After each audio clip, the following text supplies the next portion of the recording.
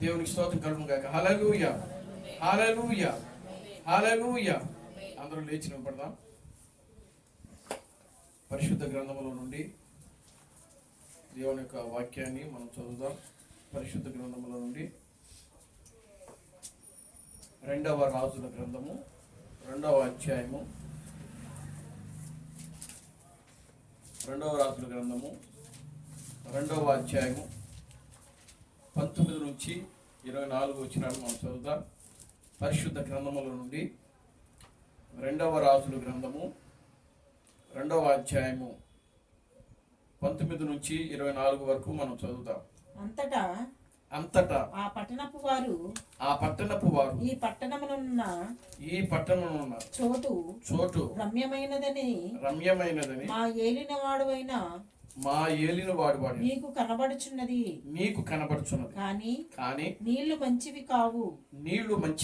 అందుచేత భూమియు నిస్సారమై ఉన్నదని ఎలీషాతో అనగా అతడు కొత్త పాత్రలో ఉప్పు వేసి నా యొద్దకు తీసుకొని రండని వారితో చెప్పెను.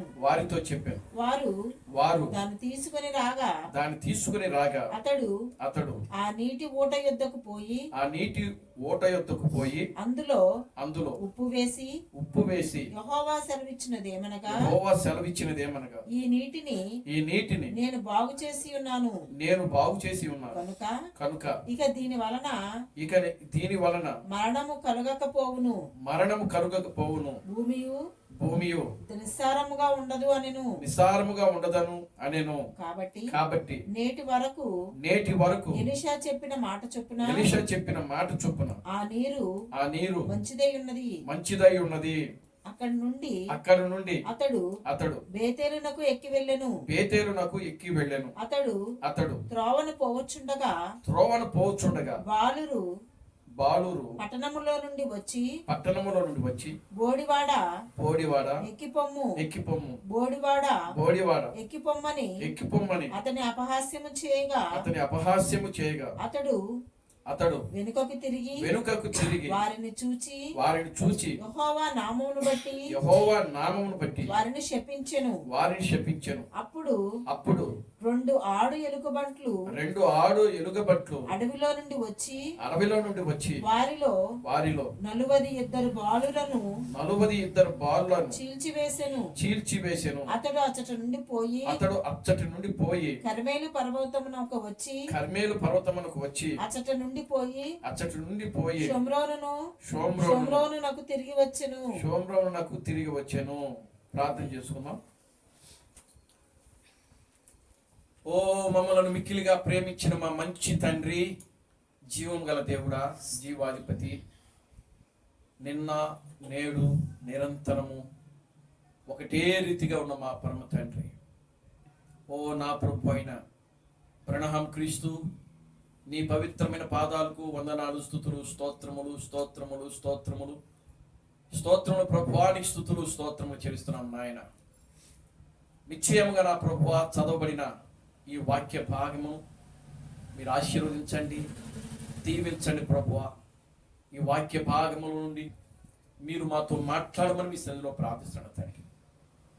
నిశ్చయముగా నా ప్రభువా, నీ వాక్యములో రాయబడింది ప్రభువా, నీ వాక్యము నన్ను బ్రతికించుచున్నది, నా బాధలలో అదే నాకు నెమ్మదిని కలిగించుచున్నదని నీ వాక్యములో రాయబడింది ప్రభువా. ఓ నిశ్చయముగా నీ వాక్యము ద్వారా మీరు మాతో మాట్లాడి ప్రభువా నాయన, మీరు మా యొక్క ఆత్మీయ జీవితాలను బలపరిచి ముందుకు నడిపించమని మీ సన్నిధిలో ప్రార్థిస్తున్నాను తండ్రి. ఇంకా నువ్వు నీ వాక్యములో రాయబడింది ప్రభువా, నీ వాక్యము నా పాదములకు దీపము, నా త్రోవలకు వెలుగునై ఉన్నదని నీ వాక్యములో రాయబడింది ప్రభువా. నిశ్చయముగా నాయన, నీ వాక్యము ద్వారా మీరు మాతో మాట్లాడి ప్రభువా మా ఆత్మీయ జీవితాలను సరిచేయమని మీ సన్నిధిలో ప్రార్థిస్తున్నాను తండ్రి.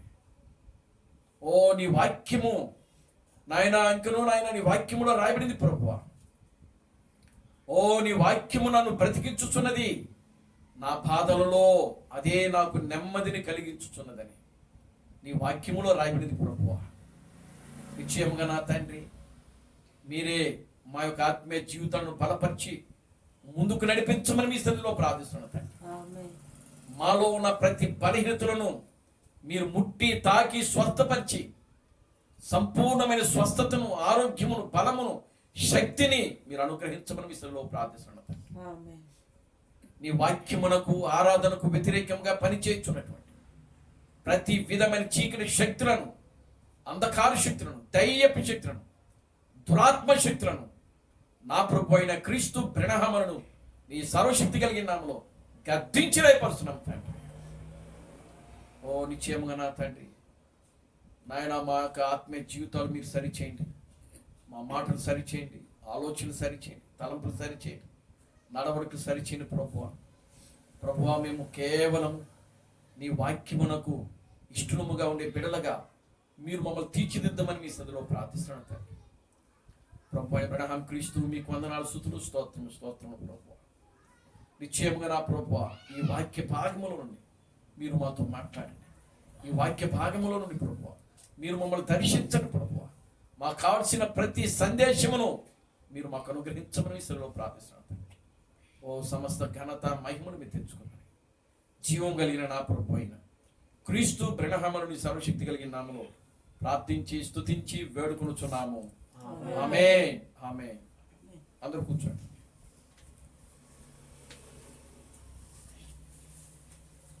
దేవునికి స్తోత్రం కలుగును గాక. హల్లెలూయా, హల్లెలూయా, హల్లెలూయా. మన ప్రభువును, రక్షకుడును, విమోచకుడైన ప్రభు అయిన క్రీస్తు బ్రహ్మ నామములో మీ అందరికి నా వందనాలండి. అందరికి వందనాలు. దేవునికి స్తోత్రం కలుగును గాక. హల్లెలూయా, ఆమేన్, హల్లెలూయా. దేవుడు గడిచినటువంటి ఆదివారం నుంచి నేటి ఆదివారపు ఆరాధన కార్యక్రమం వరకు కూడా దేవుడు మనలను, మన కుటుంబాలన్నీ కూడా క్షేమంగా ఉంచి తిరిగి మరలా నేటి ఆదివారపు ఆరాధన కార్యక్రమంలోనికి దేవుడు మనల్ని తీసుకొని వచ్చి ఈ రీతిగా దేవుడు స్తుతించుటకు, దేవుని గణపరచడానికి, దేవుని యొక్క నామాన్ని మహిమపరచడానికి దేవుడు మనకు మంచి సమయాన్ని ఇచ్చాడు. దేవుని స్తోత్రం కలుగును గాక. హల్లెలూయా. ఈ దినమున నేను కూడా మనందరితో ఉండడానికి, దేవుని యొక్క సన్నిధిలో గడిపి దేవుని స్తుతించుటకు, దేవుని గణపరచడానికి దేవుడు మనకు సమయాన్ని ఇచ్చాడు. దేవుని స్తోత్రం కలుగును గాక. హల్లెలూయా. ఎంతో మందికి లేని భాగ్యమును దేవుడు మనకు అనుగ్రహిస్తా ఉన్నాడు. దేవుని స్తోత్రం కలుగును గాక. హల్లెలూయా. ఈ దినమును చూడాలని, ఈ దినమున అనేక మంది బిడ్డలు బ్రతికి జీవించాలని ఆశపడ్డారు, కానీ దేవుడు వారికి ఆ అవకాశం ఇవ్వలేదు. అనేక మంది బిడ్డలు మరణించారు.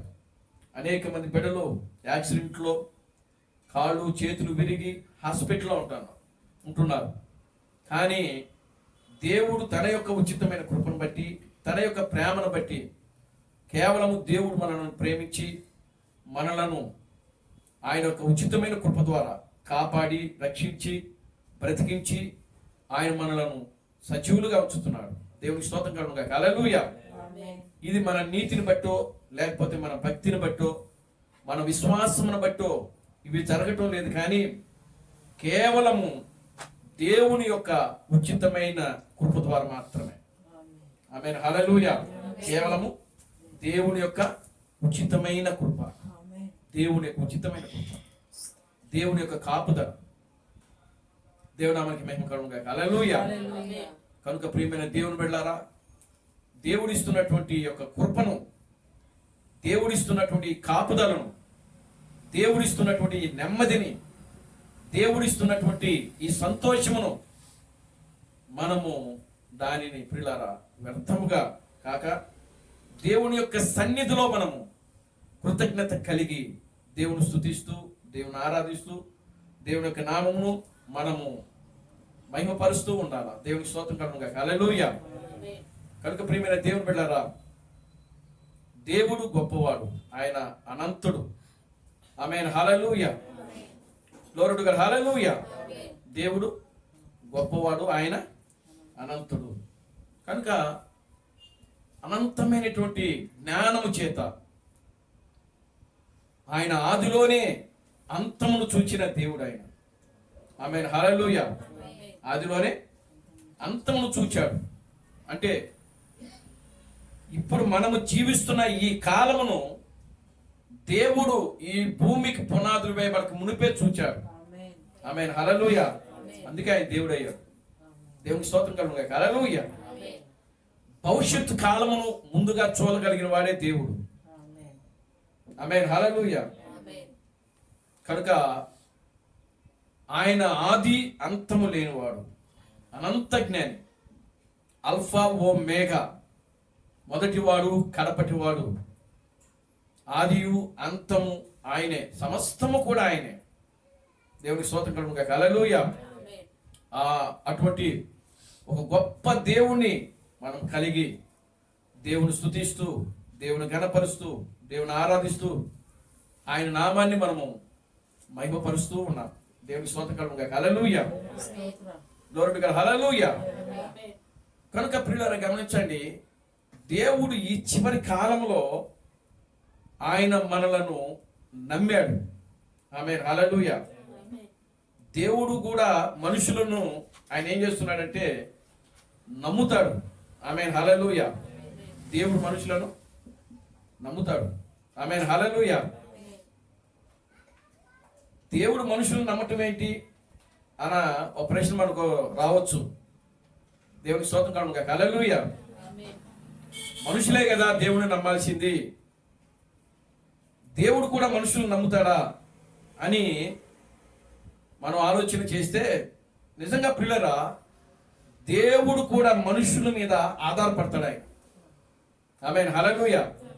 దేవుడు మనుషుల మీద ఏం చేస్తాడు? ఆధారపడతాడు. దేవుడు మనిషి మీద నమ్మకం ఉంచుతాడు ఆయన. ఆమేన్, హల్లెలూయా. దేవుడు మనిషి మీద ఏం చేస్తాడు? నమ్మకం ఉంచుతున్నాడు ఆయన. దేవుడు మనిషిని నమ్మకపోతే, దేవుడు మనిషి మీద నమ్మకము ఉంచకపోతే ఏ మనిషిని కూడా ఆయన పిలవడు.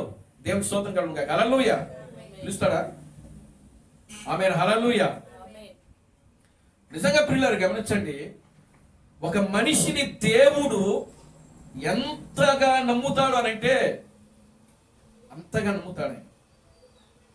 అంటే అందరినీ నమ్మడు దేవుడు. దేవునికి స్తోత్రం కలుగును గాక. హల్లెలూయా. అలా అందరినీ నమ్మడు, అందరినీ నమ్మడు ఆయన. ఆయనకి ఎన్నికలో ఈ వ్యక్తి నమ్మదగిన వాడు, నాకు ఈ వ్యక్తి అంటే ఈ వ్యక్తి మీద నేను నమ్మకం పెట్టుకోవచ్చు, ఈ వ్యక్తిని నేను నమ్మచ్చు, ప్రాణం పోయిన అబద్ధమాడడు, ప్రాణము పోయినా సరే అబద్ధాలు చెప్పడు, మోసం చేయడు, ఉన్నది ఉన్నట్టుగా చేస్తాడు, యథార్థత కలిగిన వాడు, భయము భక్తి కలిగిన వాడు, పాపమును చెడుతనమును విసర్జించిన వాడని దేవుడు ముందుగానే ఆ వ్యక్తులను ఏం చేస్తాడంటే ఎన్నుకుంటాడు. దేవుడికి స్తోత్రం కలుగును గాక. హల్లెలూయా. ఆమేన్, హల్లెలూయా. అందుకని ప్రతి కాలంలో కూడా దేవుడు ఒక నమ్మకమైన వ్యక్తులను పిలుస్తా వచ్చాడు ఆయన. దేవుడికి స్తోత్రం కలుగును గాక. హల్లెలూయా. దేవుడు వారిని నమ్మటం కాదు, దేవుడే వారిని నమ్ముతున్నారు. దేవుడే వారిని నమ్ముతున్నాం. మనము దేవుని నమ్మటం కాదు. ఇక్కడ అర్థమవుతుందా? దేవుని స్తోత్రం కలుగును గాక. హల్లెలూయా. మనుషులు దేవుని నమ్మటం వేరు, దేవుడే మనిషిని నమ్మటం వేరు. ఏమంటే అర్థమవుతుందా? దేవుని స్తోత్రం కలుగును గాక. హల్లెలూయా. మనుషులు దేవుడిని నమ్మటం వేరు, దేవుడు మనిషిని నమ్మటము వేరు. దేవుడు ఒక మనిషిని నమ్మితే ఆ మనిషి పట్ల దేవుడు ఎంత బాధ్యత ఉంటాడో పరిశుద్ధ గ్రంథంలో ప్రియులారా మనం కనబడతా ఉంటది. దేవునికి స్తోత్రం కలుగును గాక. హల్లెలూయా. Glory to God. హల్లెలూయా. ఆమేన్, హల్లెలూయా. కనుక ఈ చివరి దినాల్లో దేవుడు నిన్ను నన్ను నమ్మాడు. ఎంతగా దేవుడు మనలను నమ్మాడు అనంటే ప్రియులారా, అంతగా దేవుడు మనల్ని నమ్మాడు. ఈ పని వారైతేనే చేయగలరు అనే నమ్మకం ముందు దేవుడు కలగాలి. దేవుడి స్తోత్రం కలుగుగా. హల్లెలూయా. మనం కూడా అంతే కదా, మనుషులమైన మనం ఏం చేస్తాం? ఒక మనిషిని ఫలానా మనిషి అయితే నమ్మకస్తుడు, అవునా, ఫలానా మనిషి అయితే యథార్థవంతుడు, ఆ మనిషి అయితేనే మనం చెప్పిన పని ఖచ్చితంగా చేయగలడు, మాట తప్పనివాడు, యథార్థవంతుడు అని చెప్పి మనం కూడా కొంతమందిని మనుషులు నమ్ముతాం. కొన్ని పనులు వాళ్ళకి ఏం చేస్తామంటే అప్పగిస్తాం బాధ్యతగా. దేవుడి స్తోత్రం కలుగుగా. హల్లెలూయా. మనం కూడా అందరినీ నమ్మం. మనుషులందరినీ నమ్మరు. వాళ్ళకి నమ్మకంగా ఉన్న వారిని, యథార్థంగా ఉన్న వాళ్ళని వాళ్ళు నమ్మి ఏం చేస్తారంటే వాళ్ళకి పనులు, బాధ్యతలు ఏం చేస్తారు? అప్పగిస్తారు. దేవుడు కూడా అంతే. దేవుడి స్తోత్రం కలుగుగా. హల్లెలూయా. మనమైతే మనుషులకు పరీక్షలు పెడతాం, కానీ దేవుడు అట్ట కాదు, ఆల్రెడీ నిర్ణయించుకుంటాడు ఆయన. దేవుడు నామానికి మహిమ కలుగుగా. హల్లెలూయా. చూడండి, పరిశుద్ధ గ్రంథంలో యోబు ఉన్నాడు కదా, యోబును దేవుడు ఎంతగా నమ్మాడు అంటే అంతగా నమ్మాడు ఆయన. దేవుడి స్తోత్రం కలుగుగా. హల్లెలూయా. యోబు కూడా దేవుని మీద అంత నమ్మకం ఉంది. యోబుకి దేవుని మీద ఎంత నమ్మకం కలిగి జీవిస్తున్నాడో దేవుడు కూడా యోబు మీద అంతకంటే ఇంకా నమ్మకం కలిగి ఉన్నాడు. దేవుడికి స్తోత్రం చెప్పండి. హల్లెలూయా. అందుకే ఒకరోజు పరలోకంలో ఒక సభ జరుగుతూ ఉంటే ఆ సభకు ఎవరు వెళ్ళారు? అపవాది వెళ్ళింది. దేవుడికి స్తోత్రం కలుగుగా. హల్లెలూయా. ఆ సభకు అపవాది వెళ్ళింది. ఆమె హల్లెలూయా. అపవాది వెళ్ళి ఆ సభలో కూర్చుని ఆయన చేస్తున్న ప్రసంగం అంతా కూడా వింటా ఉంది. ఆ సభలో దూతలు, శరూపులు, కెరూపులు దేవుడు స్తుతిస్తున్నాయి. పరిశుద్ధుడు, పరిశుద్ధుడు, పరిశుద్ధుడు, పరిశుద్ధుడని ఆ కోట్ల దేవదూతలు, శరూపులు, కెరూపులు మానక నిత్యము ఏం చేస్తున్నాయి? ఆరాధిస్తున్నాయి. దేవుడు అన్ఎక్స్పెక్టెడ్గా సభను ఏర్పాటు చేశాడు ఆయన. ఆ సభకు అపవాది లూసిఫర్ కూడా వెళ్ళాడు. ఆమెను హల్లెలూయా. సభ అయిపోయింది, మీటింగ్ అయిపోయింది. ఆ మీటింగ్ అయిపోయిన తర్వాత అపవాది కూడా ఆ మీటింగ్ లో కూర్చోవటం, సాతాను కూడా ఆ మీటింగ్ లో కూర్చోవటం దేవుడు చూచి అపవాదిని పిలిచి ఎక్కడి నుంచి వచ్చావని అడిగాడు. దేవుడు స్తోత్రం కలుగుగా. హల్లెలూయా. ఎక్కడి నుంచి వచ్చావని చెప్పి అడిగాడు. అప్పుడు అపవాది ఏం చెప్పిందంటే, నేను భూలోకములో అటు ఇటు తిరుగుతూ సంచరించుచుంటిని అని చెప్పాడు. దేవుడు స్తోత్రం కలుగుగా. హల్లెలూయా. అప్పుడు దేవుడు ఏమన్నాడంటే, అలాగైతే నా భక్తుడైనటువంటి యోబును గురించి నీవు ఆలోచించితివా? చూసావా? దేవుడు అడుగుతున్నాడు యోబును గురించి. దేవుడు మనకి మహిమ కలుగుగా. హల్లెలూయా. ఎప్పుడైతే అపవాది నా భక్తుడైనటువంటి యోబును గురించి నీవు ఆలోచించావా అని అడిగినప్పుడు అపవాది దేవుడితో మాట్లాడుతుంది. అపవాది దేవుడి సమాధానం ఇస్తుంది. ఏమని సమాధానం ఇస్తుందంటే, యోబు ఊరకయే దేవుని యందు భయము భక్తి కలిగి ఉండెనా? దేవుని స్తోత్రం కలుగుగా. హల్లెలూయా. ఏం చెప్తుందంటే అపవాది యోబును గురించి ఏం చెప్తుందనంటే, యోబు ఊరకనే నీ యందు భయము భక్తి కలిగి జీవించనా అని ప్రశ్నించింది. మరి ఏం చేశాడంట? చదవండి. నీవు అతనికిని అతని ఇంటి వారికిని అతనికి కలిగిన సమస్తమును చుట్టూ కంచి వేసితివి కదా. నీవు అతని చేతి పనిని దీవించుట చేత అతని ఆస్తి దేశములో గొప్పగా విస్తరించి ఉన్నది. చాలండి. చూడండి, ఇక్కడ అపవాది ఏమంటుందంటే, నీవు అతనికి కలిగినది యావత్ ఆస్తి అంతటి మీద ఏం చేశాడంట?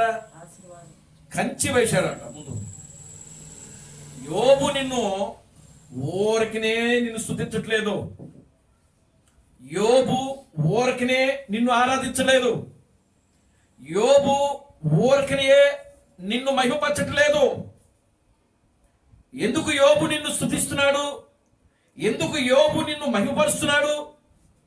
ఎందుకు యోబు నిన్ను ఘనపరుస్తున్నాడు అని అంటే, అతనికి కలిగిన యావత్ ఆస్తి మీద నువ్వేం చేసావంటే కంచి వేశావు. రెండవది, అతని అంతటిని కూడా నువ్వేం చేసావంటే ఆశీర్వదించావు అని చెప్పాడు. దేవుడికి స్తోత్రం కలుగును గాక. హల్లెలూయా. అప్పుడు దేవుడు అన్నాడు, అప్పుడు మళ్ళా ఇంకా ఆయన మీద యోబు మీద మాట్లాడుతాం, అపవాది మాట్లాడుతూ అపవాది అన్నది కదా, ఆ యోబు చుట్టూ ఉన్న కంచిని తొలగించు, యోబు చుట్టూ ఉన్న కంచిని తొలగించు, అప్పుడు నిన్ను యోబు గణపరుస్తాడేమో, మహిమపరుస్తాడేమో, నిన్ను ఆరాధిస్తాడేమో, నీ ముఖం మీదనే దూషించి విడిచిపోవునేమో అని చెప్పి అపవాది యోబును గురించి మాట్లాడుతూ ఉంది అక్కడ.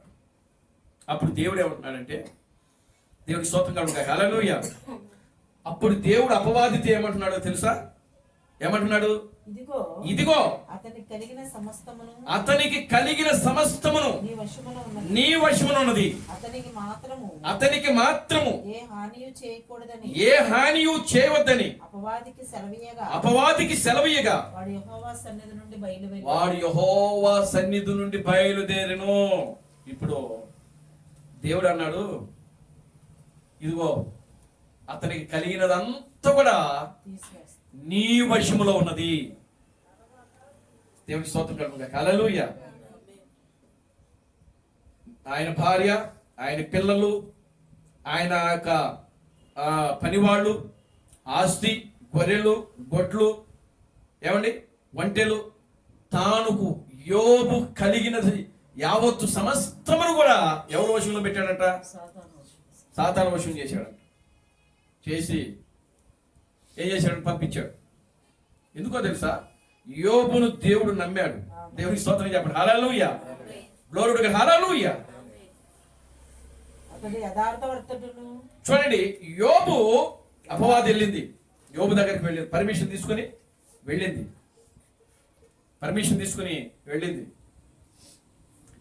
వెళ్ళి ఏం చేయటం, మొట్టమొదటిగా ఏం చేస్తుంది అంటే కుమారుని తీసేసింది. యోబు కుమారుని తీసేసింది. యోబు యొక్క కుమార్తెలను చనిపోయారు, ఆయన పనోళ్ళు చనిపోయారు, యావదాస్తి చనిపోయింది. సమస్తము కూడా అపవాదం ఏం చేసినాడంటే, ప్రియమైన దేవుని బిడ్డలారా, ఆ యొక్క అపవాది సమస్తమును కూడా పాడు చేసేసాడు. ఎవ్వరు మిగలలేదు. ఆస్తి పోయింది, అంతస్తు పోయింది, బిడ్డలు పోయినారు, సమస్తము కూడా. ప్రియులారా, యోబుకు కలిగిన సమస్తమును అపవాదం ఏం చేసినాడు? పాడు చేసేసాడు, తీసివేసేసాడు. కానీ యోబు మాత్రము దేవుని మీద ఉన్నటువంటి నమ్మకాన్ని మాత్రము విడిచిపెట్ల. యోబు ఏమంటున్నాడంటే, యెహోవా ఇచ్చెను, యెహోవాయే తీసుకునేను, యెహోవా నామమునకు మహిమ కలుగును గాక. ఆమేన్. హల్లెలూయా. ఏమన్నాడండి? యోబు ఏమన్నాడు? నేను నా తల్లి గర్భములో నుండి దిగంబరినే వచ్చి తిని దిగంబరినే ఎక్కడికి వెళ్ళదును. యెహోవా ఇచ్చెను, యెహోవా తీసుకునేను, యెహోవా నామమునకు స్తుతి కలుగును గాక అని పలికాడు. ఈ సంగతులలో ఏ విషయమందును యోబు ఏ పాపమును చేయలేదు. దేవుడు అన్యాయముగా చేసినని యోబు ఎన్నడూ కూడా చెప్పలేదు. ముందు ఇక్కడ అపవాదిని దేవుడే పంపించాడు. ఎవరి దగ్గరికి? యోబు దగ్గరికి. ఎందుకు పంపించాడు? దేవుడు యోబును అంతగా నమ్మాడు. యోబు ఆయన జీవితంలో ఎన్ని శ్రమలు వచ్చినా, ఎన్ని కష్టాలు వచ్చినా, ఎన్ని శోధనలు వచ్చినా, ఎన్ని ఇరుకులు ఇబ్బందులు వచ్చినా సరే యోబు ఎన్నడూ కూడా దేవుని నామమును అవమానపరచలేదు. యోబు ఎన్నడూ కూడా దేవుని యొక్క నామమును హేళన చేయలేదు. యోబు ఎన్నడూ కూడా దేవుని యొక్క నామమును అవమానపరచలేదు. యోబు ఎన్నడూ కూడా దేవుణ్ణి దూషించలేదు. దేవునికి స్తోత్రం కలుగుగాక. హల్లెలూయా. దేవునికి తెలుసు. దేవుడు అంతగా యోబును ఏం చేశాడు? నమ్మి భూమి మీద పంపించాడు. భూమి మీద పంపించడమే కాదు, అపవాదికి అప్పగించాడు యోబుని. ఆమేన్. హల్లెలూయా. అపవాదికి ఎవరు అప్పగించారు? దేవుడు అప్పగించాడు. దేవునికి స్తోత్రం కలుగుగాక. హల్లెలూయా. అంతగా దేవుడు యోబుపై నమ్మకం ఉంచాడు. అంతగా దేవుడు యోబును నమ్మాడు. యోబు దేవుడు నమ్మడం కాదు. దేవుడికి స్తోత్రం కలుగుగాక. హల్లెలూయా. మనం అంటాం, నేను దేవుని నమ్ముకున్నాను, నేను దేవుని. నీ నమ్మకం ఎవరికి కావాలి? నీ నమ్మకం ఎవరికి కావాలి? నువ్వు నమ్మడం కాదు. దేవుడు నిన్ను నమ్మి ఈ లోకంలోనికి పంపించినప్పుడు దేవుని యొక్క నమ్మకం ఏదైతే ఉన్నదో ఆ నమ్మకమును నీవు నిలబెట్టినప్పుడే నువ్వు నిజమైన విశ్వాసివే. దేవుని స్తోత్రం కలుగుగాక. హల్లెలూయా. ఈరోజు దేవుడు నిన్ను పంపాడు. దేవుడు మిమ్మల్ని పంపించాడు ఈ చివరి దినాల్లో పెండ్లి కుమార్తెగా ఉండుటకు. ఒకానొక రోజున యోబును దేవుడు పంపించాడు. యోబైతే నా నమ్మకమును నిలబెడతాడు. యోబైతే నాకు సరైనటువంటి వ్యక్తి, అపవాదిని ఎదిరించగలిగినటువంటి వ్యక్తి యోబు. అపవాదితో మాట్లాడగలిగిన వాడు యోబు. అపవాది యొక్క కోరలను పీకి సమాధి చేయగలిగిన వాడు యోబు అని పిల్లరా, యోబు దగ్గరికి దేవుడే అపవాదిని పంపించాడు. ఈరోజు మనం పిల్లరా గమనించండి, చిన్న సమస్య రాగానే మనం భయపడిపోతున్నాం. దేవుడికి స్తోత్రం కలుగుగాక. హల్లెలూయా. ఈ చివరి దినాల్లో ఈ వర్తమానము దేవుడు మన దగ్గరికి తీసుకుని వచ్చాడు ఆయన. ఆమేన్. హల్లెలూయా. మనం వర్తమానం దగ్గరికి వెళ్ళలేదు. మనం వెళ్ళేవా? అసలు మనకు రెండో రాకడ జరిగిందని, క్రీస్తు బ్రహ్మ దేవుడని, ఏమండి ఈ కాలానికి ప్రవక్త క్రీస్తు థామస్ అని మనకు తెలుసా? దేవుడికి స్తోత్రం కలుగుగాక. హల్లెలూయా. ఎక్కడో తమిళనాడు రాష్ట్రములో వేలూరు అనే పట్టణములో ఈ వర్తమానం ఉంది. అక్కడి నుంచి కడప భాస్కర్ రెడ్డి దగ్గరికి వెళ్ళింది. దేవుని స్తోత్రం కలుగుగాక. హల్లెలూయా. భాస్కర్ రెడ్డి దగ్గర నుంచి ఎక్కడికి ఎవరికి వచ్చింది? సహోదరుడు బెంజమిన్ గారి దగ్గరకు వచ్చింది. దేవుని స్తోత్రం కలుగుగాక. హల్లెలూయా. ఆ యొక్క బెంజమిన్ గారు వచ్చి తాడేపల్లిలో జాషువా మనోహర్ దగ్గరికి వెళ్ళింది. ఆయన దగ్గర నుంచి మనకు వచ్చింది. దేవుని స్తోత్రం చెప్పండి. హల్లెలూయా. ఏమండి ఎక్కడో తమిళనాడు రాష్ట్రంలో వేలూరు పట్టణంలో ప్రియులారా, అక్కడ నుంచి వర్తమానము ఒక రేడియో ప్రియులారా చూడండి, ఈ విజయవాడ కేంద్రంలో ఆకాశవాణి విజయవాడ కేంద్రం అని ఇక్కడ ఉండి పలికిన మాట అది దేశమంతా కూడా ఎలాగైతే వినబడుతూ ఉన్నదో అదేవిధంగా క్రీస్తు థామస్ యొక్క వర్తమానము ఆ యొక్క ప్రియులారా చూడండి, ఆ రాష్ట్రాలు దాటుకుంటూ జిల్లాలు దాటుకుంటూ ప్రియులారా మన దగ్గరకు వచ్చింది ఈ చివరి కాలంలో. దేవునికి స్తోత్రం కలుగునుగాక. హల్లెలూయా. ఎందుకు ఈ రోజు ఈ వర్తమానం మన దగ్గరకు వచ్చిందో తెలుసా? ఈ వర్తమానములో మనమైతేనే నిలబడగలము, మనమైతేనే దేవునికి నమ్మకముగా యథార్థముగా ఉండగలుగుతాము అని దేవుడు ముందుగానే మనలను ఆయన చూచాడు. దేవుని స్తోత్రం కలుగునుగాక. హల్లెలూయా. మనము దేవుని దగ్గరికి వెళ్ళలేదు, దేవుని మనము తెలుసుకోలేదు. ఆమేన్. హల్లెలూయా. మనలను దేవుడే తెలుసుకున్నాడు. ఆమేన్. హల్లెలూయా. దేవుడు మనలను తెలుసుకుని మన కోసము కొన్ని వందల కిలోమీటర్లు ప్రయాణము చేసి వాక్యము మన దగ్గరకు వచ్చింది. దేవునికి స్తోత్రం కలుగును గాక. హల్లెలూయా.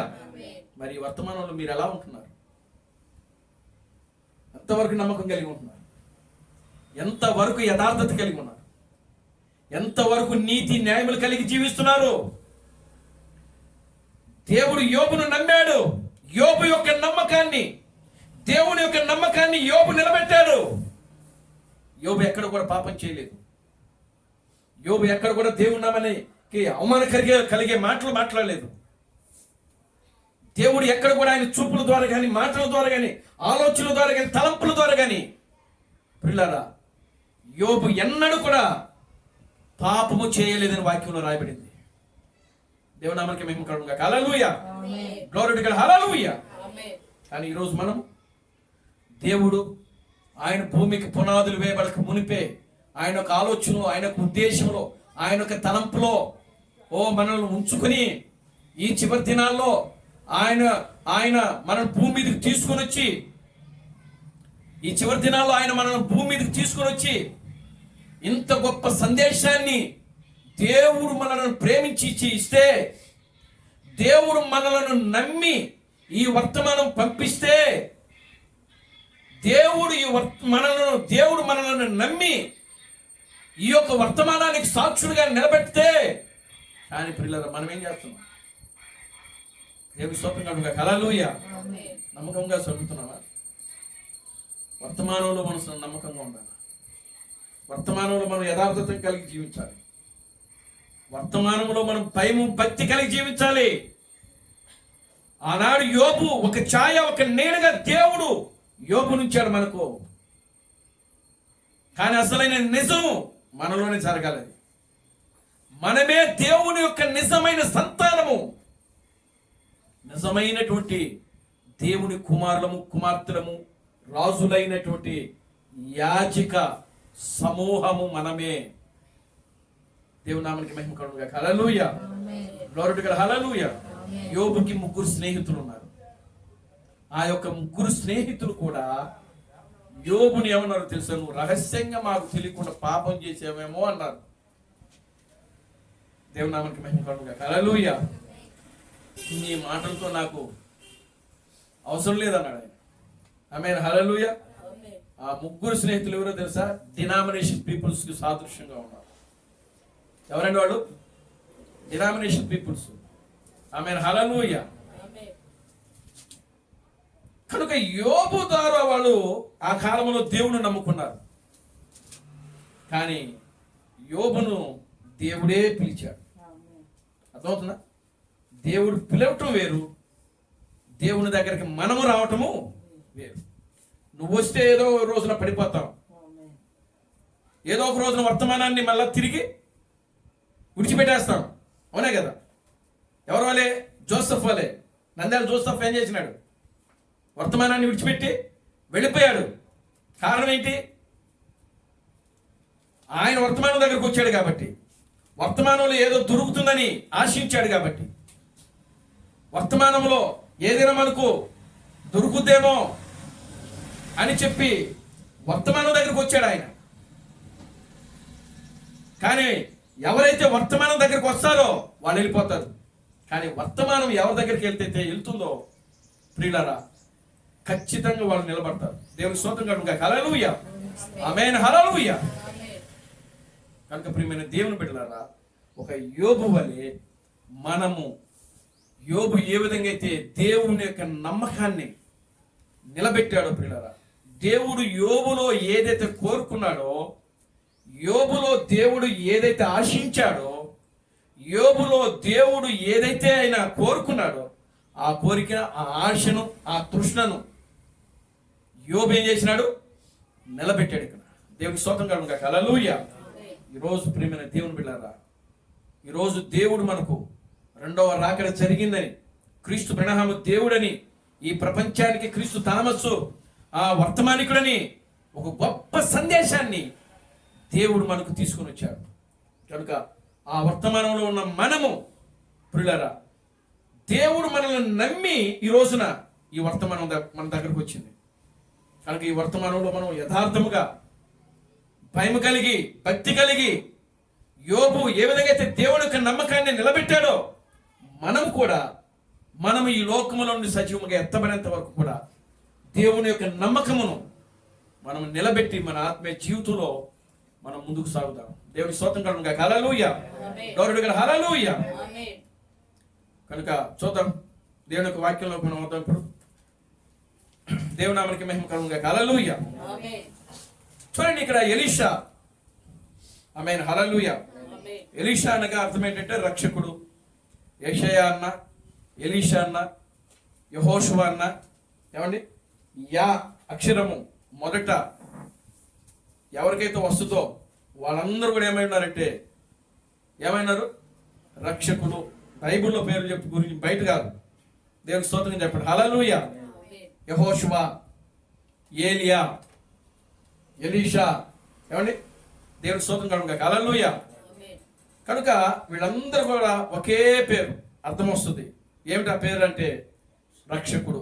ఎలీషా అంటే రక్షకుడు. ఆమేన్, హల్లెలూయా. చూడండి ఇక్కడ ఎలీషా యొక్క సేవలో ఈ మధ్యాహ్న సమయంలో మనము ధ్యానం చేయబోయేటువంటి అంశం ఏంటంటే ఎలీషా యొక్క సేవలో ఆశీర్వాదము ఉన్నది, ఎలీషా యొక్క సేవలో శాపము కూడా ఉన్నది. దేవునికి స్తోత్రం కలుగునుగాక. హల్లెలూయా. ఎలీషా యొక్క సేవలో ఆశీర్వాదము మరియు శాపము రెండూ ఉన్నవి. Glory to God. హల్లెలూయా. ఇప్పుడు మనం చదివినటువంటి ఆ సందర్భంలో రెండు మనకు కనబడతా ఉన్నాయి. ఎలీషా, చూడండి ఎలీషా ఎవరు శిష్యుడు అని అంటే ఎవరు శిష్యుడు? ఏలియా శిష్యుడు. ఆమేన్, హల్లెలూయా. ఎలీషా ఎవరు శిష్యుడు? ఎలీషా ఎవరు శిష్యుడు అంటే ఏలియా శిష్యుడు. ఇక్కడ ఏలియా, ఎలీషా. ఏలియా క్రీస్తుకు సాదృశ్యంగా ఉన్నాడు. ఎలీషా నిజమైనటువంటి వధువు సంఘానికి సూచనగా ఉంది. ఆమేన్, హల్లెలూయా. ఏమండి మరలా చెప్తున్నాను, ఏలియా క్రీస్తుకు సాదృశ్యంగా ఉన్నాడు. ఎలీషా నిజమైనటువంటి వధువుకు సూచనగా ఉన్నాడు. ఆమేన్, హల్లెలూయా. మనం చదివింది 2వ అధ్యాయం. ఆమేన్, హల్లెలూయా. ఈ 2వ అధ్యాయం మొదటి నుంచి కూడా మనం చదివితే మనకు అక్కడ ఏలియా, ఎలీషా యొక్క ప్రయాణం మనకు కనబడతా ఉంటుంది. ఇలా చూడండి, అందరూ మీరు ఇలా చూడండి. దేవుని స్తోత్రం కలుగునుగాక. హల్లెలూయా. ఈ 2వ రాజుల గ్రంథము 2వ అధ్యాయము మొదటి నుంచి మనం చదివితే ఏలియా, ఎలీషా యొక్క ప్రయాణము సాగుతూ ఉంటుంది. ఏలియా ఎక్కడి నుంచి ప్రయాణం అవుతున్నాడంటే సుడిగాలి చేత ఆరోహణమయ్యే సమయం వచ్చింది ఏలియాకు. అంటే పరలోకానికి వెళ్ళిపోయే సమయం వచ్చింది. ఎవరికి? ఏలియాకు. అప్పుడు ఏలియా ఎలీషాతో అన్నాడు, నేను ఇదిగో గిల్గాలుకు దేవుడు నన్ను వెళ్ళమంటున్నాడు, కనుక నేను గిల్గాలకు వెళ్ళే ప్రయాణం వెళ్తున్నానయ్యా అని చెప్పి నువ్వు ఇక్కడే ఉండని చెప్పాడు. అప్పుడు ప్రియులారా, అప్పుడు ఎలీషా అంటున్నాడు, యెహోవా జీవము తోడు, నీ జీవము తోడు, నన్ను ఇక్కడ ఉండొద్దు, నేను కూడా నీతోనే ప్రయాణము చేస్తానని చెప్పాడు. సరే, ఆయన గిల్గాల్ నుండి బయలుదేరి ఎక్కడికి వెళ్ళాడు? బేతేలునకు వెళ్ళాడు. ఎక్కడికి వెళ్ళాడండి? ఎక్కడికి వెళ్ళాడు? బేతేలేనా? దేవునికి స్తోత్రం కలుగునుగాక. హల్లెలూయా. 2వ వచనంలో గిల్గాల నుండే వెళ్ళుచుండగా ఏలియా యెహోవా నన్ను బేతేలునకు, బేతేలు. 2వది ఎక్కడికి వెళ్ళాడు ఆయన? బేతేలు. గతంలో మనం ఇది ఒకసారి మనం ప్రసంగం చేశాను నేను. ఆ ప్రసంగం పేరేంటంటే 3వ ఈడుపు బహిరంగ ప్రదర్శన కాదని వర్తమానంలో నేను మాట్లాడాను. ఇవన్నీ గిల్గాల్ అంటే అర్థం చెప్పాను, బేతేల్ అంటే అర్థం చెప్పాను, తర్వాత ఎరుకో అంటే అర్థం చెప్పాను, తర్వాత యోర్దాన్ అంటే ఏమిటో అర్థం చెప్పాను. ఇవన్నీ కూడా మనం ధ్యానం చేశాం. మీరు ఒకసారి ఆ యొక్క వర్తమానాన్ని మన యూట్యూబ్ ఛానల్లో ఉంది, చూడండి. మీరు దేవుని స్తోత్రం కలుగునుగాక. హల్లెలూయా. చూడటం కాదు, వినండి.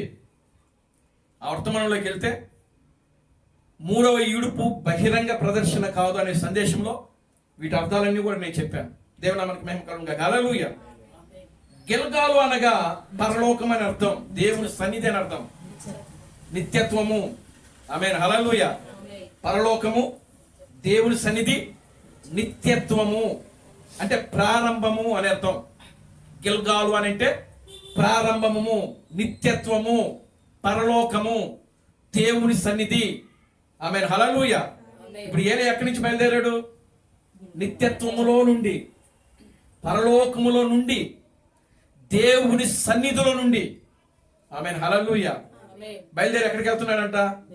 బేతేల్ అంటే దేవుని ఇల్లు, దేవుని సంఘము, దేవుని యొక్క శరీరము, దేవుడు నివసించే స్థలము బేతేలు. ఆమేన్. హల్లెలూయా. కనుక ఇప్పుడు ఏలీ ఎక్కడికి వెళ్ళాడు? బేతేల్ నాకు వెళ్ళాడు. అప్పుడు ఎలీషా కూడా బేతేల్కి వెళ్ళాడు. అప్పుడు బేతేల్లో మళ్ళా ఏలియా ఏమంటున్నాడంటే, ఎలీషా నువ్వు ఇక్కడ ఉండిపో, ఇదిగో నేను దేవుడు నన్ను ఎరుకోకి వెళ్ళమంటున్నాడు కనుక నేను వెళ్తాను అన్నాడు. అప్పుడు మళ్ళా ఎలీషా ఏమంటున్నాడంటే, యెహోవా జీవం తోడు, నీ జీవం తోడు, నేను కూడా నేను విడును, నీతోనే వస్తాను. దేవుని స్తోత్రం కలుగునుగాక. హల్లెలూయా. చూడండి, అప్పుడు ఇద్దరు ప్రయాణం జరిగింది. అప్పుడు బేతేల్ నుంచి ఎక్కడికి వెళ్ళారు అంటే ఎరుకోకి వచ్చారు. ఎరుకో అనగా అర్థం ఏంటంటే సువాసన గల పట్టణం అని అర్థం. ఏ పట్టణం అండి? చెప్పండి. సువాసన గల పట్టణం. సువాసన గల పట్టణము. ఇంకా దానికి చాలా అర్థం. ఇంకోటి మెయిన్ ఏంటంటే శపించబడిన పట్టణం అని అర్థం. ఎవరు శపించారు దాన్ని? ఎవరి కాలంలో శపించబడింది? యెహోషువ యొక్క కాలంలో శపించబడింది. ఎవరి కాలంలో? యెహోషువ యొక్క కాలంలో. యెహోషువ ఇశ్రాయేలు ప్రజలను తీసుకొని కానానికి వెళ్తున్నప్పుడు ఆ కానాను యొక్క మార్గములో మొట్టమొదటిగా వీరు జయించిన పట్టణం ఏది అని అంటే ఎరుకో. ఎరుకో మంచి ఉన్నతమైన పట్టణము, మంచి ఆస్తి గల పట్టణం, మంచి ధనవంతులు ఉండే పట్టణం. కనుక అన్నిట్లో ప్రావీణ్యత కలిగిన పట్టణము ఏది అని అంటే ఎరుకో. దేవుని స్తోత్రం కలుగునుగాక. హల్లెలూయా. అంతేకాదు ఈత చెట్లు కూడా ఎక్కువగా ఉంటాయి. ఎక్కడ? ఎరుకో. ఈత చెట్లు ఉన్నాయనుకోండి, ఆ ఈత పళ్ళకి మంచి వాసన వస్తుంది కదా, దానికే సువాసన గల పట్టణం అని పెట్టారు. దేవుని నామానికి మహిమ కలుగునుగాక. హల్లెలూయా. గౌరవుడు గారు. హల్లెలూయా. చూడండి ప్రియమైన దేవుని బిడ్డలారా, అప్పుడు ఎరుకోకి నన్ను వెళ్ళమంటున్నాడు కనుక నువ్వు ఇక్కడే ఉండు అని చెప్పి ఎలీషాతో అన్నప్పుడు ఎలీషా అంటున్నాడు, అయ్యా యెహోవా జీవం తోడు, నీ జీవం తోడు, నేను నిన్ను విడువను అని చెప్పినప్పుడు వాళ్ళ ప్రయాణం కొంచెం ముందుకు సాగింది. ఇప్పుడు ఇద్దరు కలిసి ఎక్కడికి వెళ్ళారు అని అంటే దేవుడు ఎరుకోకి వెళ్ళారు. ఇప్పుడు ఎరుకో నుంచి మరలా ఏలీ అంటున్నాడు, అయ్యా ఇదిగో ఇక్కడి నుంచి నన్ను దేవుడు యోర్దానికి వెళ్ళమంటున్నాడు కనుక నేను యోర్దానికి వెళ్ళే సమయం ఆసనమైంది కనుక దయచేసి నువ్వు ఇక్కడ ఉండటం చాలా మంచిదయ్యా అని చెప్పాడు. అప్పుడు మళ్ళా ఎలీషా ఏమంటున్నాడంటే, యెహోవా జీవం తోడు, నీ జీవం తోడు, నేను నిన్ను విడువను, నువ్వు నన్ను ఇక్కడ ఉండమని చెప్పవద్దు అంటున్నాడు ఆయన. సరే వాళ్ళిద్దరు కలిసి ఎక్కడికి వెళ్ళారు అంటే ఎక్కడికి వెళ్ళారు? యోర్దానికి వెళ్ళారు. యోర్దాను అనగా అర్థం ఏంటంటే మరణము. యోర్దాను అనగా మరణము. దేవుని స్తోత్రం కలుగునుగాక. హల్లెలూయా. ఇప్పుడు ఇద్దరు ఇప్పుడు ఏలే అక్కడ యోర్దాను దగ్గరకు వచ్చినప్పుడు చూడండి, ఏలీ అడిగాడు ఎలీషాని. ఏమడిగాడంటే, నా వలన నీకు ఏం కావాలని అడిగాడు. నువ్వు కోరుకో, నేను వెళ్ళిపోయే సమయం ఆసనమైంది కనుక నా యొద్ద నుంచి నువ్వేదైనా ఆశిస్తున్నావా, నేనేమన్నా నీకు చేయాలని నువ్వు కోరుకుంటున్నావా, నువ్వు ఎందుకు అసలు నన్ను వెంబడిస్తున్నావు, నీ ఉద్దేశం ఏంటి అని అడిగాడు. అప్పుడు ఎలీషా అంటున్నాడు, అయ్యా నీకు కలిగినటువంటి ఆత్మలో 2 పాలు ఆత్మ నాకు కావాలి. అది అందుకే వెంబడించాడు ఆయన. దేవుని స్తోత్రం కలుగునుగాక. హల్లెలూయా. ఆమేన్, హల్లెలూయా. ఏలియాను ఎలీషా ఎందుకు వెంబడించాడు అని అంటే, ఏలియా దగ్గర ఉన్న ఆస్తుని అంతస్తును చూసి కాదు. అసలు ఏలియా దగ్గర ఏముంది అక్కడ? ఏమండి, ఏమన్నా ఉందా? ఏలియా ఎక్కడి నుంచి వచ్చాడు? అరణ్యంలో నుంచి వచ్చాడు. ఏలియా యొక్క తల్లిదండ్రులు ఎవరో తెలియదు. ఏలియా ఎలా పుట్టాడో తెలియదు. ఏలియా తండ్రి పేరు రాయబడలేదు. ఏలియా తల్లి పేరు రాయబడలేదు. ఏమండి, అవునా? ఎవరి పేర్లు రాయబడలేదు అక్కడ. కానీ ప్రియులారా, అరణ్యములో నుండి ఏలియా వచ్చాడు. ఒకవేళ ఎలీషా ఆ అరణ్యాన్ని రాయమని ఏమన్నా కోరుకునేవాడా? కాదు. దేవునికి స్తోత్రం కలుగును గాక. హల్లెలూయా. ఏలియా దగ్గర ఏమీ లేదు అన్న సంగతి, అంటే శరీర సంబంధంగా ఏమీ లేవన్న సంగతి ఎలీషాకు తెలుసు. అయినా సరే ఏలియాను వెంబడించాడు ఎలీషా. ఆమేన్, హల్లెలూయా. ఆయనలో ఉన్నది, ఆయనలో నుంచి ఆయన కోరుకునేది ఏమిటి అని అంటే ఆత్మ, దేవుని యొక్క శక్తి, సామర్థ్యము. ఆమేన్, హల్లెలూయా. దేవుని యొక్క శక్తి, సామర్థ్యం, దేవుని యొక్క ప్రభావం ఆయన కోరుకుంటున్నాడు. దేవుని స్తోత్రం కలుగును గాక. హల్లెలూయా. ఇప్పుడు వాళ్ళిద్దరు కూడా యోర్దాను దగ్గర నిలబడి, అప్పుడు ఏలియా అన్నాడు ఎలీషాతో, నువ్వు అడిగినది బహు కష్టతరముగా ఉన్నది. ఏమడిగాడు ఆయన అంటే 2 పాళ్ళు ఆత్మ అడిగాడు. కనుక ఈ 2 పాళ్ళ ఆత్మ ఆయన అడిగినప్పుడు, చూడండి ప్రియమైన దేవుని బిడ్డలారా, గమనించండి. ఈ యొక్క 2 పాళ్ళు ఆత్మ ఏదైతే ఉన్నదో అది అడిగాడు ఎలీషా. అడిగినప్పుడు ప్రియమైన దేవుని బిడ్డలారా, గమనించండి. ఎలీషా అడిగినప్పుడు ఎలీషా, నీవు అడిగినది కష్టతరముగా ఉన్నది అని చెప్పాడు. నీవు అడిగినది కష్టతరముగా ఉన్నది అని. అప్పుడు మరలా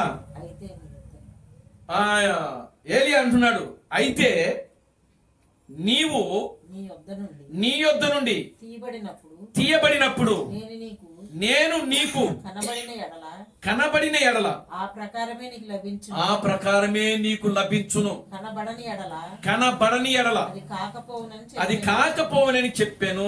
ఆగండి, చూడండి. ఇప్పుడు ఆయన ఏమంటున్నాడనంటే, ఏలియా ఏమంటున్నాడంటే, ఒకవేళ నేను ఆరోహణం అయ్యేటప్పుడు నీవు కానీ నన్ను చూస్తే అది నీకు జరుగుతుంది. నువ్వు అడిగినది నీకు లభిస్తుంది. నువ్వు ఆశించింది నీకు దొరుకుతుంది. దేవుని స్తోత్రం కలుగును గాక. హల్లెలూయా. చూడండి, అప్పుడు ఒకవేళ నేను నీ గాని కనబడినప్పుడు నీవు ఆశించేది నీకు దొరకదు, లభించదు. దేవుని స్తోత్రం కలుగును గాక. హల్లెలూయా అని చెప్పాడు. ఇక సరే, వాళ్ళిద్దరూ కలిసి మళ్ళా ప్రయాణమయ్యారు. ఇంకా మాటలో చెప్పి వాళ్ళిద్దరు కూడా ఏం చేసినారు? ప్రయాణమయ్యి ఎక్కడికి వెళ్ళారు అని అంటే, చూడండి, ఆ యొక్క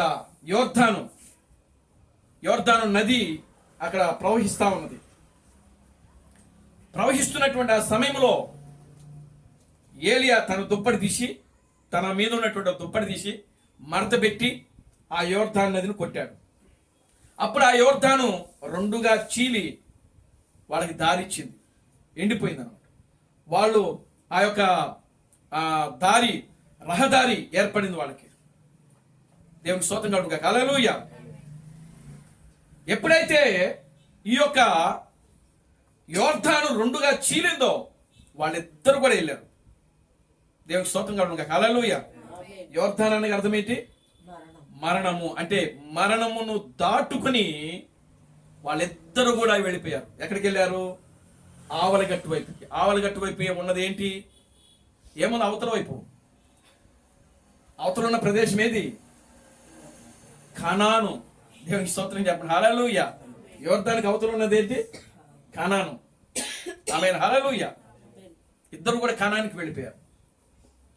ఎప్పుడైతే ఏలియా ఎలీషాలు యోర్దాను దాటి అవతలికి వెళ్ళారో, దేవునికి స్తోత్రం కనుక హల్లెలూయా, వెంటనే అగ్ని రథాలు వచ్చి ప్రియులరా ఏలియాను తీసుకుని వెళ్ళిపోయాయి. అగ్ని రథాలు వచ్చి ఏలియాను తీసుకుని వెళ్ళిపోయినాయి. ఆ సంఘటన చూచి ఎలీషా ఏం చేస్తున్నాడంట? బట్టలు చింపుకున్నాడంట. దేవునికి స్తోత్రం కలుగును గాక హల్లెలూయా. ఓ ఇశ్రాయేలు దేవా, నీవే ఇశ్రాయేలులకు అగ్ని రథములుగాను రౌతులుగా ఉన్నావని చెప్పి అక్కడ ఎలీషా మాట్లాడుతున్నాడు. దేవుని నామానికి మహిమ కలుగును గాక హల్లెలూయా. కనుక చూడండి, వాళ్ళిద్దరూ కూడా కనానికి వెళ్ళిపోయారు. ఏలియా ఆరోహణమైపోయాడు. ఇప్పుడు ఎలీషా ఒక్కడ మాత్రమే మిగిలాడు. ఇప్పుడు మనం అసలు దగ్గరికి వస్తున్నాం. దేవునామానికి మహిమ కలుగును గాక హల్లెలూయా. ఏలియా ఆరోహణం అవటము ఎలీషా చూడల, ఎలీషాకు కనబడలేదు. అంటే ఇప్పుడు ఎలీషా కనబడకపోతే ఇక ఆయన అడిగింది ఆయనకు దొరకనట్టే కదా.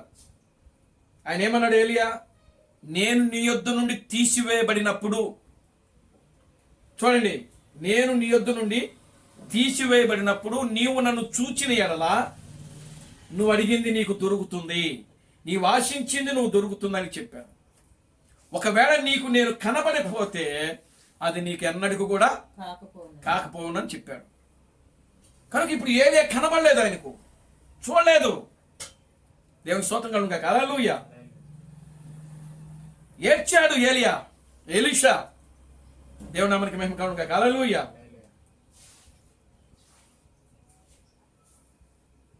చూడండి ప్రియమైన దేవుని బిడ్డలారా, గమనించండి.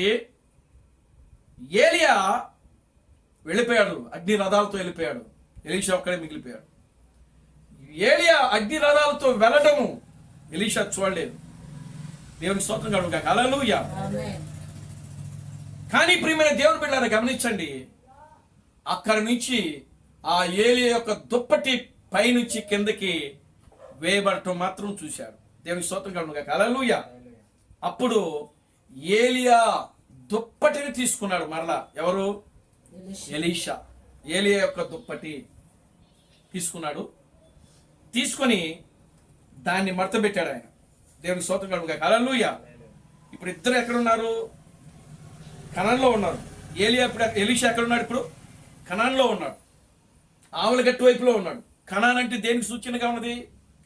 నిత్యత్వము, పరలోకానికి సూచనగా ఉంది. దేనికి స్తోత్రం కలుగును గాక హల్లెలూయా. అంటే ఇప్పుడు ఎలీషా ఎక్కడున్నాడు? పరలోకంలో ఉన్నాడు. ఎలీషా ఇద్దరు వెళ్ళిపోయారు. దేవునికి స్తోత్రం కలుగును గాక హల్లెలూయా. మరణము దాటుకుని వెళ్ళిపోయారు. అంటే మరణం వాళ్ళని ఏం చేయలేకపోయింది, మరణము వాళ్ళని ఆపలేకపోయింది. మరణము వాళ్ళని ఆవుల గట్టు వైపుకు చారనీయకుండా లేకుండా చేయలేకపోయింది. దేవునికి స్తోత్రం కలుగును గాక హల్లెలూయా. కనుక ఇప్పుడు మరలా ఎలీషా ఏం చేస్తున్నాడంటే యూటర్న్ తీసుకుంటున్నాడు. మరలా వెనక్కి రావాలనుకుంటున్నాడు. దేవునికి స్తోత్రం కలుగును గాక హల్లెలూయా. ఇప్పుడు ఈ మాదిరిలో మనం చక్కగా గమనిస్తే ఏలియా ఎవరికి సూచనగా ఉన్నాడు? క్రీస్తుకు సూచనగా ఉన్నాడు.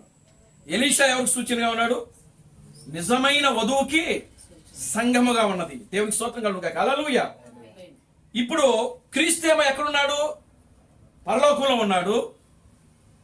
ఇక్కడ ఎలీషా వధువు సంఘం మాత్రం ఎక్కడుంది? భూమి మీదనే ఉంది. దేవునికి స్తోత్రం కలుగును గాక హల్లెలూయా. ఇప్పుడు ఎలీషా ఎక్కడి నుంచి వస్తున్నాడు అని అంటే కానానులో నుంచి, అంటే పరలోకములో నుండి మరలా యూటర్న్ తీసుకున్నాడు. ఆయన మరలా భూమి మీదకి వస్తున్నాడు, మరలా వస్తున్నాడు వెనక్కి. దేవునికి స్తోత్రం కలుగును గాక హల్లెలూయా. వెనక్కి రావడానికి ముందు ఆయనకి ఎదురు వచ్చింది ఏంటో తెలుసా? మరణమే. మళ్ళీ ఆయన ఎక్కడికి వస్తున్నాడు? మళ్ళా వెనక్కి వస్తున్నాడు. వెనక్కి వచ్చిన ముందు మొట్టమొదటిగా ఎలీషా ఎదుర్కొన్న సమస్య ఏమిటంటే యోర్దాను. దేవునికి స్తోత్రం కలుగును గాక హల్లెలూయా. ఏమెదుర్కొంటున్నాడు ఆయన? యోర్దాను.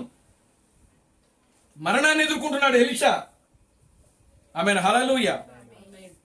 ఇప్పుడు చూడండి ప్రియులారా, గమనించండి. ఎలీషా మరణాన్ని ఎదుర్కొంటున్నాడు. అప్పుడు ఏలియా దుప్పటిని తీసుకొని మడతబెట్టి ఏలియా ఎలా అయితే కొట్టాడో అదే విధంగా ఎలీషా కూడా మరలా తిరిగి ఆ యొక్క యోర్దాను నదిని కొట్టాడు. కొట్టిన వెంటనే ఇటు అటు విడిపోయి యోర్దాను ఏం చేసిందంటే మరలా 2 పాయలుగా చీలింది. దారిచ్చింది ఎలీషాకు. Amen hallelujah. మరణము ఎలీషాను ఏమి చేయలేకపోయింది. మరణము ఎలీషాను బంధించలేకపోయింది. మరణము ఎలీషాను మరలా వెనక్కి రానియకుండా ఆప చేయలేకపోయింది. దేవునామానికి మహిమ కలుగును గాక. హల్లెలూయా. Glory to God. హల్లెలూయా. చూడండి, ఇప్పుడు యూటర్న్ తీసుకున్నాడు ఎలీషా. మరణాన్ని జయించాడు. ఎలీషా మరణాన్ని జయించాడు అంటే సమాధిలో నుంచి బయటకు వచ్చాడు. ఇప్పుడు ఎలీషా దేవుని స్తోత్రం కలుగును గాక. హల్లెలూయా. ఎలా దేని వల్ల వచ్చాడు ఆయన అంటే ఏలియా యొక్క దుప్పటితో ఆయన వస్తున్నాడు. ఇక్కడ దేవుని నామానికి మహిమ కలుగును గాక. హల్లెలూయా. అంటే వధువు ఇక్కడ ఏం చేయబడుతుందంటే మరణము జయిస్తున్నది. దేవుని నామానికి మహిమ కలుగును గాక. హల్లెలూయా. వధువు ఇక్కడ ఏం చేస్తుంది? మరణాన్ని జయిస్తుంది. దేవుని స్తోత్రం కలుగును గాక. హల్లెలూయా. వధువుకు మరణము లేదని చెప్పడానికి కారణం ఇదే. ఇంకా కొంచెం ముందుకెళ్తే మీకు అది ఇంకా ఆ విషయం కూడా వస్తుంది. దేవుని నామానికి మహిమ కలుగును గాక. హల్లెలూయా. చూడండి ప్రియమైన దేవుని బిడ్డలారా, గమనించండి. ఇప్పుడు వచ్చాడు. వచ్చిన వెంటనే ఆ యోర్దాన్ని దాటాడు, బయటకు వచ్చేసాడు. బయటికి రాగానే ఎక్కడికి వచ్చాడు? యోర్దానికి ముందున్నది ఏది? ఎరుకో. దేవునికి స్తోత్రం చెప్పండి. హల్లెలూయా. ఎక్కడికి వచ్చాడు? ఎరుకోకు వచ్చాడు. ఇప్పుడు ఎరుకోకు రాగానే ఎలీషా ఒక సమస్య వచ్చింది. ఆ ఊరోళ్ళందరూ వచ్చారు.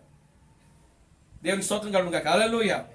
ఆ ఊరోళ్ళందరూ వచ్చి ఎలీషాను అదే పడి అడిగారు. ఏమడిగారు? ఇప్పుడు చదవండి 19వ వచనం. రెండవ రాజుల గ్రంథము 2వ అధ్యాయం 19వ వచనం. ఇప్పుడు చదవండి.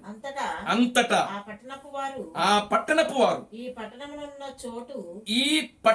ఉన్న చోటు రమ్యమైనదని మా ఏలినవాడవైన నీకు కనబడుచున్నది. కానీ నీళ్లు మంచివి కావు.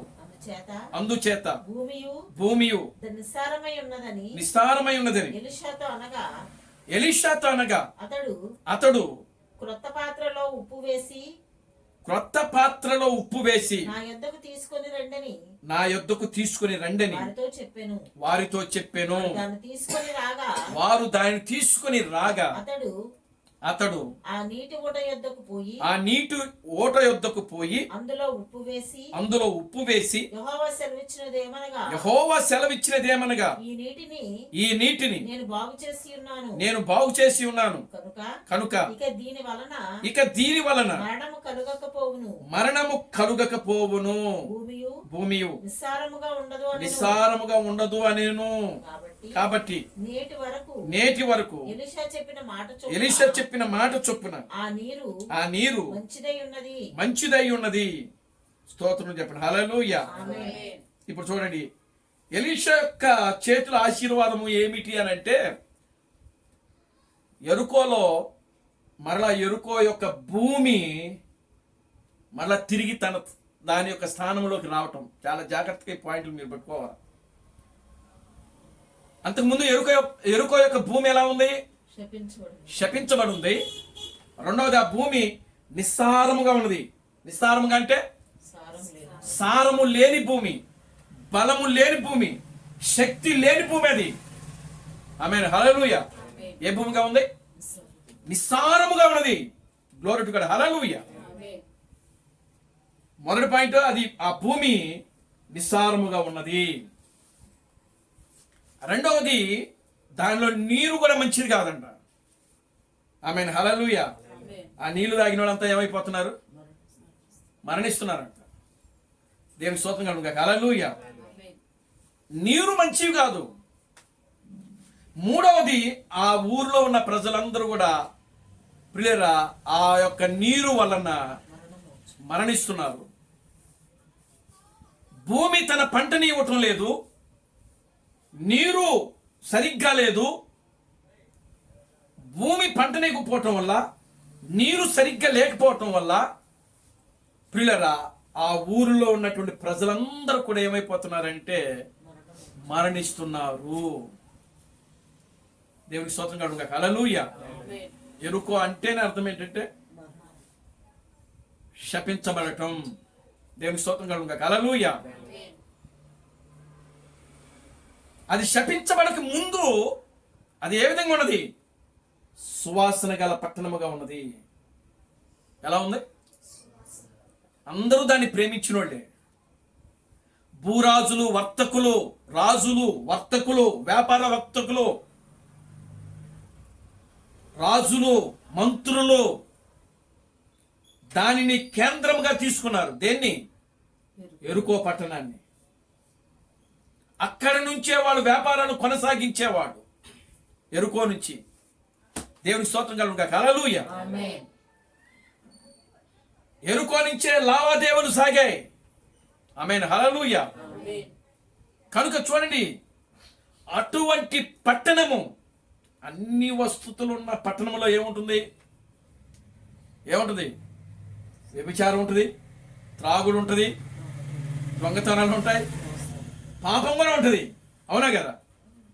దేవుని స్తోత్రం కనుక. హల్లెలూయా. ఇప్పుడు రాహాబు వేశ్య ఏ ఊరు? అది ఎరుకోనే.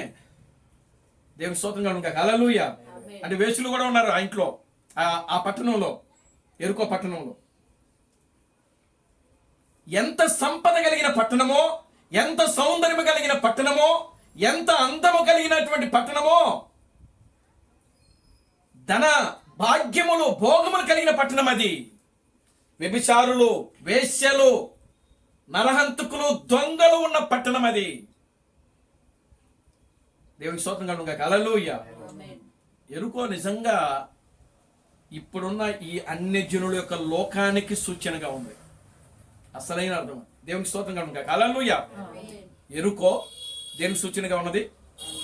అసలైనటువంటి అన్యజనుల యొక్క లోకానికి, అన్యజనులు నివసిస్తున్నటువంటి లోకానికి సూచనగా ఉన్నది.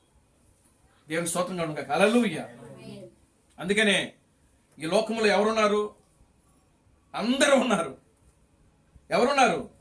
పాపం చేసేవాళ్ళు ఉన్నారు, దేవుని యందు భయము భక్తి కలిగిన వాళ్ళు, దొంగలు ఉన్నారు, వ్యభిచారులు ఉన్నారు, త్రాగుబోతులు ఉన్నారు, జూదమాడేవాళ్ళు ఉన్నారు.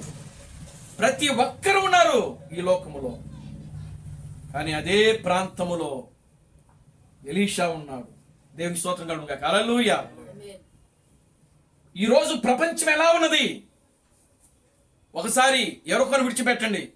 ఆ ఎరుకోలో ఉన్నటువంటి సంఘటనలు ఇప్పుడున్న ఈ ప్రపంచానికి ఒకసారి దాన్ని అనువర్తించండి, కలుపుకోండి. ఈనాడు ఈ ప్రపంచం ఎలా ఉన్నది? ఆ రోజు ఎరుకోలో ఏ సంఘటనలు అయితే ఉన్నవో ప్రియులారా, అదే సంఘటనలు, అదే కార్యాలు, అవే పనులు ఈరోజు ఈ ప్రపంచంలో మనకు కనబడుతున్నాయా లేవా? దేవుని స్తోత్రం కలుగును గాక. హల్లెలూయా. ఆమేన్. హల్లెలూయా. మరి ఆనాడు ఎలీషా అక్కడ ఉన్నాడు. ఆమేన్. హల్లెలూయా.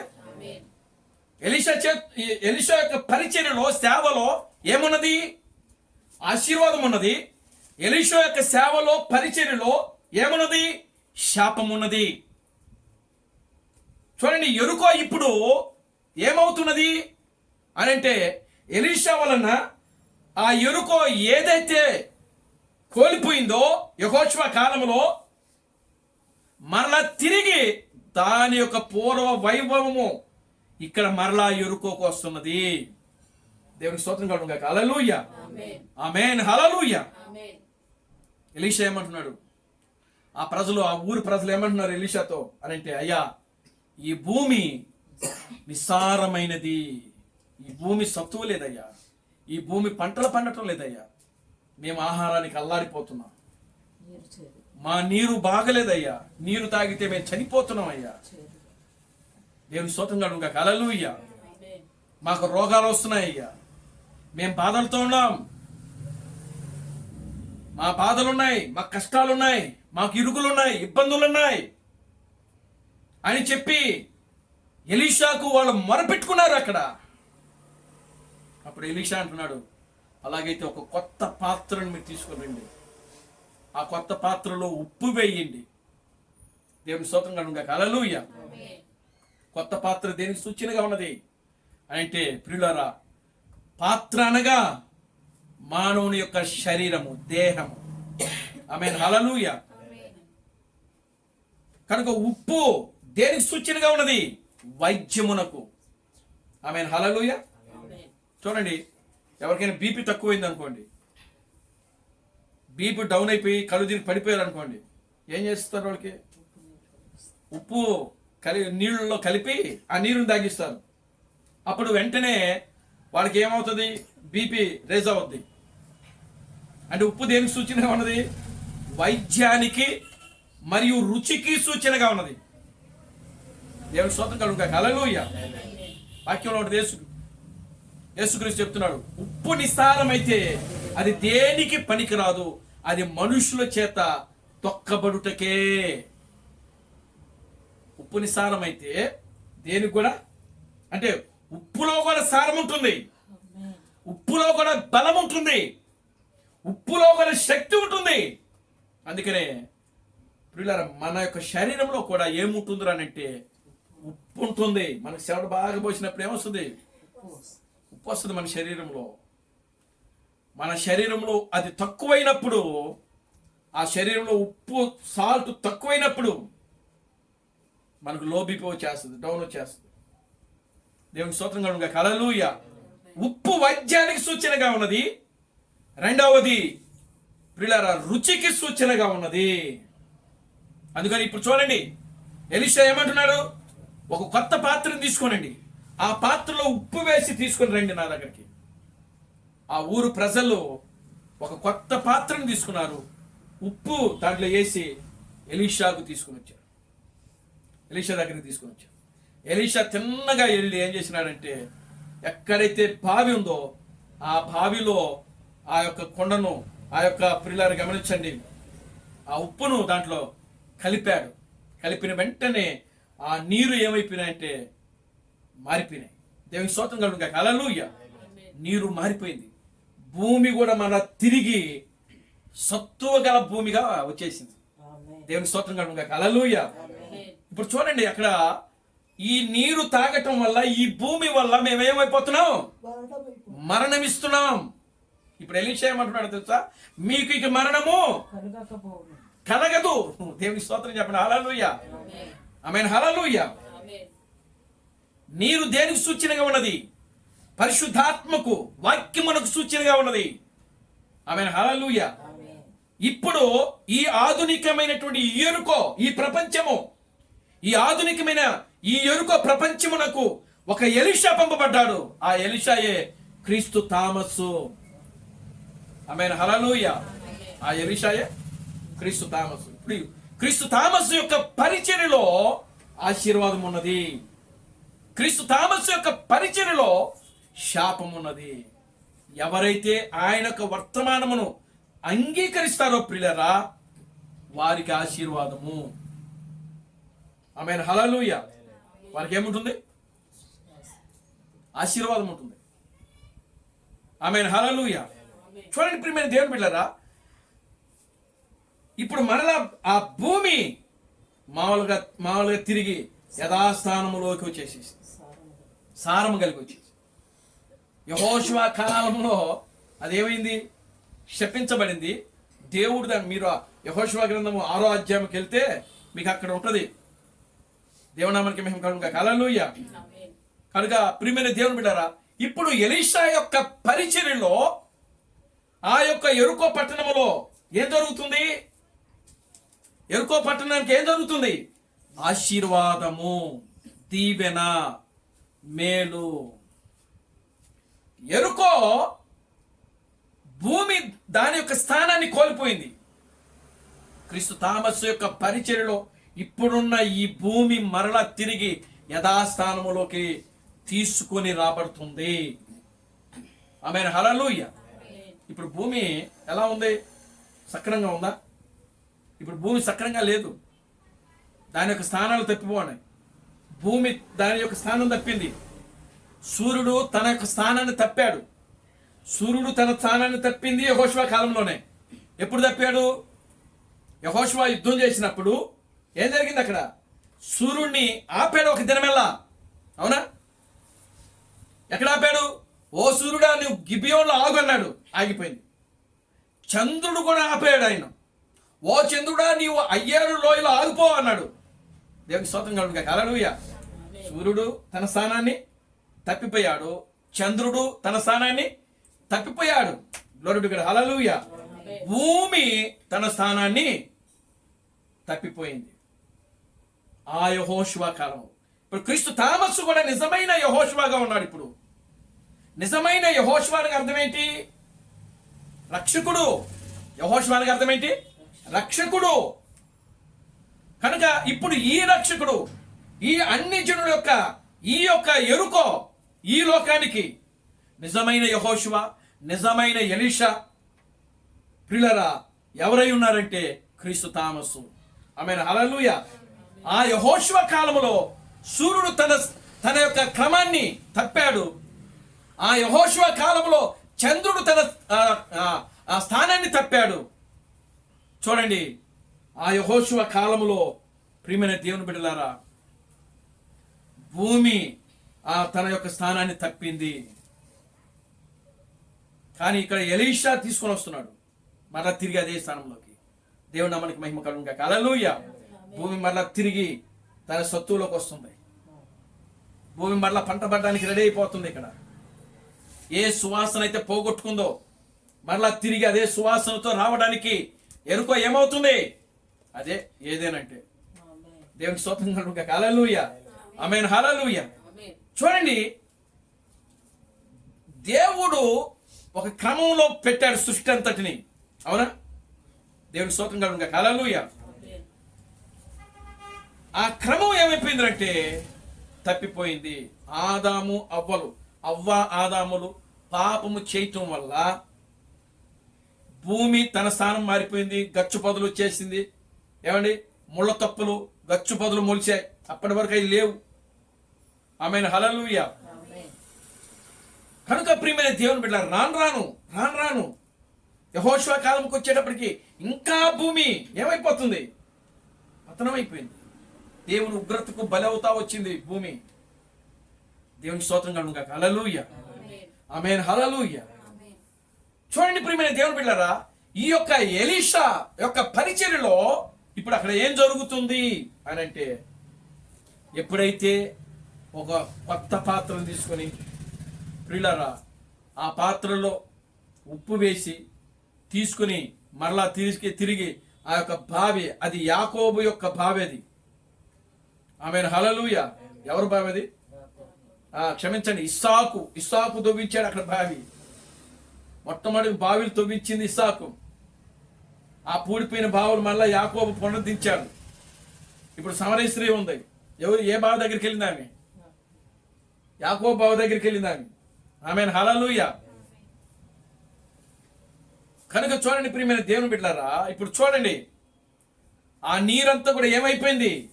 పాడైపోయింది. పురుగులు పట్టేసాయి, విషంగా మారిపోయింది, చేదు చేసినాయి. దేవునికి స్తోత్రం కలుగును గాక. హల్లెలూయా. ఎప్పుడైతే ఎలీషా అక్కడికి వెళ్ళి ప్రియులారా ఆ కొత్త పాత్రలో ఉప్పు వేసి ఆ ఉప్పును తీసుకుని వెళ్ళి ప్రియులారా నేలలో కలిపాడు, వెంటనే భూమి మరలా తిరిగి దాని యొక్క స్థానంలోకి వచ్చింది.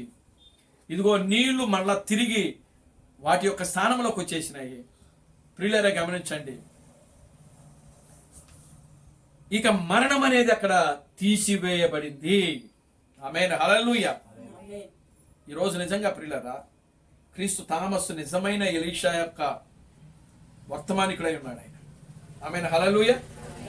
ఆయన ఎక్కడి నుంచి వచ్చాడు? క్రీస్తు థామస్ ఎక్కడి నుంచి వచ్చాడు?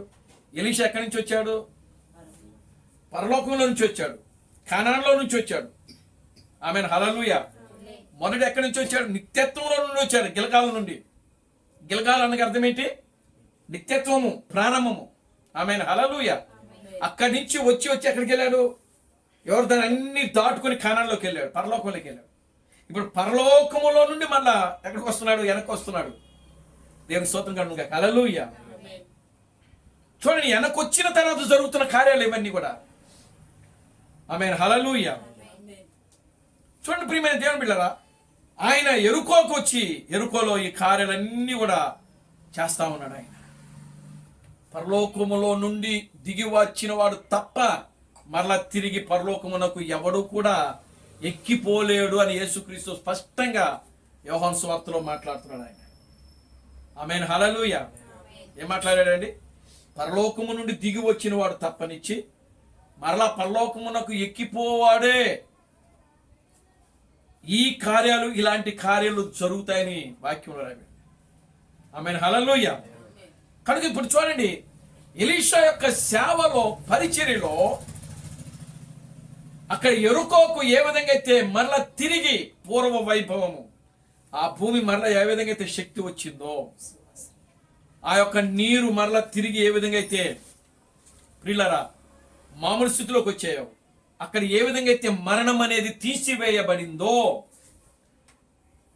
ఈనాడు ఈ ప్రపంచానికి వచ్చినటువంటి నిజమైనటువంటి ఎలీషా యొక్క పరిచర్య అనగా క్రీస్తు థామస్ యొక్క పరిచర్య ఏమిటి అని అంటే ప్రియులారా, ఆ వర్తమానమును ఎవరైతే మనసు పూర్తిగా అంగీకరిస్తారో ప్రియులారా, దానిని ఎవరైతే తీసుకుంటారో, దానిని ఎవరైతే నమ్ముతారో, దాని ప్రకారం ఎవరైతే జీవిస్తారో ప్రియులారా, వాళ్ళు మరలా తిరిగి వాళ్ళు పట్టిందే వాళ్ళకి బంగారం అవుతుంది అంటారు కదా కొంతమంది. దేవుని స్తోత్రంగా ఉండగా, హల్లెలూయా. లోకంలో సామెత అది, వాడు పట్టిందే బంగారం అయిపోతుంది అంటారు. దేవునామానికి మహిమ కలుగుగా, హల్లెలూయా. ఈ రోజు మీరు ఈ వర్తమానంలో ఒక పరిపూర్ణంగా నిలబడండి. నిలబడినప్పుడు ఈ వర్తమానం యొక్క ఆశీర్వాదం ఏమిటో మీరు చూస్తారు. రెండు తలంపుల మధ్య ఉండకూడదు మనం. ఆమేన్, హల్లెలూయా. రెండు తలంపుల మధ్య ఉండకూడదు, రెండు ఆలోచనల మధ్య ఉండకూడదు, మనం రెండు ఉద్దేశాల మధ్య ఉండకూడదు. దేవుని స్తోత్రం కలుగుగా, హల్లెలూయా. చూడండి, ఈ రోజు మనము ఎలీషా యొక్క పరిచర్యలో ఆశీర్వదించబడాలి. మనం ఎలీషా యొక్క పరిచర్యలో దీవించబడాలి. ఎలీషా యొక్క పరిచర్యలో ఉన్నతమైన శిఖరానికి మనం చేరుకోవాలి. ఆమేన్, హల్లెలూయా. దానికి గల కారణం ఏంటంటే మనము పూర్తిగా మన హృదయాలు ప్రియులరా దేవునికి మనం అప్పగించాలి. మనల్ని మనం ఏం చేసుకోవాలంటే సజీవ యాగముగా మీ శరీరములను దేవునికి సమర్పించుకోవాలి. దేవునామానికి మహిమ కలుగుగా, హల్లెలూయా. ఆమేన్, హల్లెలూయా. ఎలీషా యొక్క పరిచర్యలో ఆశీర్వాదం ఉన్నది. ఆయన వర్తమానమును పరిపూర్ణంగా నమ్మాలి. ఈరోజు మనం క్రీస్తు థామస్ ఏమై ఉన్నాడో మనం నమ్మాలి. క్రీస్తు థామస్ ఏమై ఉన్నాడో నమ్మాలి. ఆమేన్, హల్లెలూయా. దేవునామానికి మహిమ కలుగుగా, హల్లెలూయా. క్రీస్తు థామస్ ఈ భూమికి రాజు అయి ఉన్నాడు ఆయన. ఆమేన్, హల్లెలూయా. ఆయన ఏమైనాడు? ఈ భూమికి రాజు అయి ఉన్నాడు ఆయన. దేవునికి స్తోత్రం కలుగుగా, హల్లెలూయా. మరణమును ఎదిరించినటువంటి సేవకుడు ఆయన. ఆమేన్, హల్లెలూయా. చూడండి ప్రియమైన దేవుని బిడ్డలారా, ఆయన మాట మార్చలేదు ఎక్కడ కూడా. ఆయన బలహీనతలతో రోగాలతో ఉన్నప్పటికీ ఎన్నడూ కూడా ఆయన మాట మార్చలేదు. దేవునికి స్తోత్రం కలుగుగా, హల్లెలూయా. ఆయన మాట మార్చలేదు, మార్చడు ఆయన. ఎందుకో దేవుడు ఆయన మీద ఏం పెట్టుకున్నాడంటే నమ్మకం పెట్టుకున్నాడు. దేవునికి స్తోత్రం కలుగుగా, హల్లెలూయా. గ్లోరీ టు గాడ్, హల్లెలూయా. ఇప్పుడు క్రీస్తు థామస్ యొక్క పరిచర్యలో మిగిలిన పరిచర్య ఉంది. వధువు చేయాల్సిన పరిచర్య ఏమిటా? వధువు చేయాల్సిన పరిచర్య చనిపోయిన పరిశుద్ధుల యొక్క శరీరములో వాళ్ళకి ఇవ్వాలి. అపవాదిని ఏం చేయాలి? పూర్తిగా పాతాళములో తొక్కేయాలి వాడిని. ఆమేన్, హల్లెలూయా. ఇది ప్రియులారా నిజమైన వధువు ద్వారా జరిగే పని. ఇది చేయడానికే దేవుడు నిన్ను నన్ను ఆయన నమ్మి ఈ భూమి మీదకి పంపించాడు ఆయన. దేవునికి స్తోత్రం కలుగుగా, హల్లెలూయా. ప్రతి కాలములో దేవుడు వాళ్ళని నమ్మి దేవుడు వాళ్ళకి ఏ బాధ్యత అప్పగించాడో ఈ చివరి దినములలో ప్రియమైన దేవుని బిడ్డలారా, దేవుడు నిన్ను నన్ను నమ్మి మన మీద ఆయన పెట్టిన పని బాధ్యత ఏమిటంటే పరిశుద్ధుల యొక్క శరీరములు వాళ్ళకి తిరిగి మరలా వాళ్ళకి ఇవ్వాలి. ఆమేన్, హల్లెలూయా. అది నిజమైన పునరుద్ధానం. ఆమేన్, హల్లెలూయా. అది నిజమైన పునరుద్ధానం. ఏది నిజమైన పునరుద్ధానం? ఏది నిజమైన పునరుద్ధానం చెప్పండి? ఏది? వాళ్ళ యొక్క శరీరములు వాళ్ళకి తిరిగి ఇవ్వబడటమే నిజమైన పునరుత్థానము. ఆమేన్, హల్లెలూయా. మరి వాళ్ళ శరీరములు వాళ్ళకి ఇవ్వబడినప్పుడు వాళ్ళు ఎక్కడుంటారు? ఎక్కడుంటారు? మన మధ్యలోనే ఉంటారు, మనతోనే ఉంటారు. ఆమేన్, హల్లెలూయా. ఎక్కడుంటారు వాళ్ళు? మన మధ్యలోనే ఉంటారు. దేవుని స్తోత్రం కలుగును గాక. హల్లెలూయా. మరి ఇప్పుడు వాళ్ళు మన మధ్యలో మనకు కనబడటం లేదు అని అంటే అర్థం ఏంటి? వాళ్ళ శరీరాలు వాళ్ళకి ఇంకా తిరిగి ఇవ్వబడలేదు. దేవుని స్తోత్రం కలుగును గాక. హల్లెలూయా. వాళ్ళ శరీరాలు వాళ్ళకి ఇంకా తిరిగి ఇవ్వబడలేదు. వాళ్ళు అక్కడ వాళ్ళ శరీరాల కోసం వాళ్ళు మూలుగుతున్నారు. వాళ్ళ శరీరాల కోసం వాళ్ళు ఏం చేస్తున్నారు? కనిపెడుతున్నారు. వాళ్ళ శరీరాలు వాళ్ళకి ఇవ్వబడాలని అంటే దానికంటే ముందు నీ శరీరము మార్చబడాలి. ఆమేన్, హల్లెలూయా. నీ శరీరం మార్చబడాలి. నీ శరీరంలో ఉన్న ప్రతి రోగాన్ని నువ్వు జయించాలి. నీ శరీరంలో ఉన్న ప్రతి అపవిత్రాత్మను నువ్వు బయటకు పారదోలాలి. నిన్ను నీవు జయించుకొని నీ శరీరమును నీవు ఏం చేసుకోవాలంటే మార్చుకోవాలి. ఆమేన్, హల్లెలూయా. నీ శరీరాన్ని నువ్వు మార్చుకోవాలి. అప్పుడు వాళ్ళ శరీరాలను వాళ్ళకు ఇస్తావు. నీ శరీరమే మారినప్పుడు, నీలోనే రోగాలు ఉన్నప్పుడు, మనలోనే బలహీనతలు ఉన్నప్పుడు నువ్వు ఎవరికి ప్రార్థన చేస్తే ఆ రోగం పోయింది? ఏమండి? దేవుని స్తోత్రం కలుగును గాక. హల్లెలూయా. Glory to God. హల్లెలూయా. మనకు ఒకటి క్రమం లేదు. నువ్వు ఎదుటోడి క్రమం నేర్పిస్తారు. దేవుని స్తోత్రం కలుగును గాక. హల్లెలూయా. క్రీస్తు థామస్ కరెక్ట్గా 10ంటికి ఆరాధన స్టార్ట్ చేయాలన్నారు. మీకు ఇష్టం వచ్చిన టైంలో ఆరాధన పెట్టుకోమని చెప్పలేదు ఆయన. మీకు ఇష్టం వచ్చిన టైంలో మీరు ఆరాధన పెట్టుకోండి అని థామస్ గారు చెప్పలేదు. దేవుని స్తోత్రం కలుగును గాక. హల్లెలూయా. ఎవరు వచ్చినా రాకపోయినా కరెక్ట్గా 10ంటికి వచ్చేవాళ్ళే. 10ంటికి ఆరాధన స్టార్ట్ చేయండి అని చెప్పాడు ఆయన. మరి ఆయన ఎందుకు చెప్పాడో మనకు తెలియదు కదా. ఆయన ఒక క్రమం ఇచ్చాడు. ఆ క్రమాన్ని మనం పాటించాలి. దేవుని స్తోత్రం కలుగును గాక. హల్లెలూయా. ఆ క్రమం ప్రకారమే జీవించాల. ప్రతి దానికి ఒక టైం ఉంటుందండి. ప్రతిదానికి ఒక టైం ఉంటుంది. ఉద్యోగం చేసేవాడు కరెక్ట్గా 10ంటికి వెళ్ళి తంబేయాలి అక్కడ. నువ్వు కానీ 10ంటికి తంబైకి అనుకో, ఇక నీది అక్కడ ఓపెన్ అవ్వదు. అయితే అవ్వదు. దేవుని స్తోత్రం కలుగును గాక. హల్లెలూయా. అంటే నువ్వు కరెక్ట్గా 10ంటికి వెళ్ళి తంబై వేస్తే అప్పుడు నువ్వు డ్యూటీలో జాయిన్ అయినట్టు లెక్క, నువ్వు డ్యూటీకి వచ్చినట్టు లెక్క. లేకపోతే నువ్వు రానట్టే. నువ్వు వెళ్ళి డ్యూటీ చేసి నువ్వు రానట్టే. చూడండి ప్రియమైన దేవుని బిడ్డలారా, దేవుడు ఈ ప్రకృతిలో ఎందుకు అవి అనుమతి ఇస్తున్నాడు అని అంటే, ప్రతిదీ ఈ ప్రకృతిలో ఉన్న ప్రతి క్రమము ఆత్మ సంబంధమైన వాటికి పోల్చుకోవాలి మనం. దేవుడు ఈ లోకంలో ఒకటి అనుమతిస్తున్నాడు అని అంటే అది ఊరికనే దేవుడు అనుమతించట్లా. దాని వలన మనం నేర్చుకోవాల్సింది చాలా ఉంటుంది. ఆమేన్, హల్లెలూయా. కనుక ప్రియమైన దేవుని బిడ్డలారా, ఈరోజు సూపర్ చర్చిలో ప్రతి దగ్గర కూడా ప్రియులారా కరెక్ట్గా 10ంటికి ఆరాధన స్టార్ట్ చేస్తున్నాం. ఒక కలరాయి గుడిలో తప్పనిచ్చి. దేవుని నామానికి మహిమ కలుగును గాక. హల్లెలూయా. చూడండి, ఆయనకి ఇష్టం వచ్చిన టైంలో ఆయన పెట్టుకుంటాడు. మరి క్రమం లేకుండా మనం ఆరాధన చేస్తే అసలు అక్కడ దేవుడు ఉండడని క్రీస్తు థామస్ చెప్తున్నాడు. ఆయన క్రీస్తు బ్రహ్మ చెప్తున్నాడు. ఆయన దేవుని నామానికి మహిమ కలుగును గాక. హల్లెలూయా.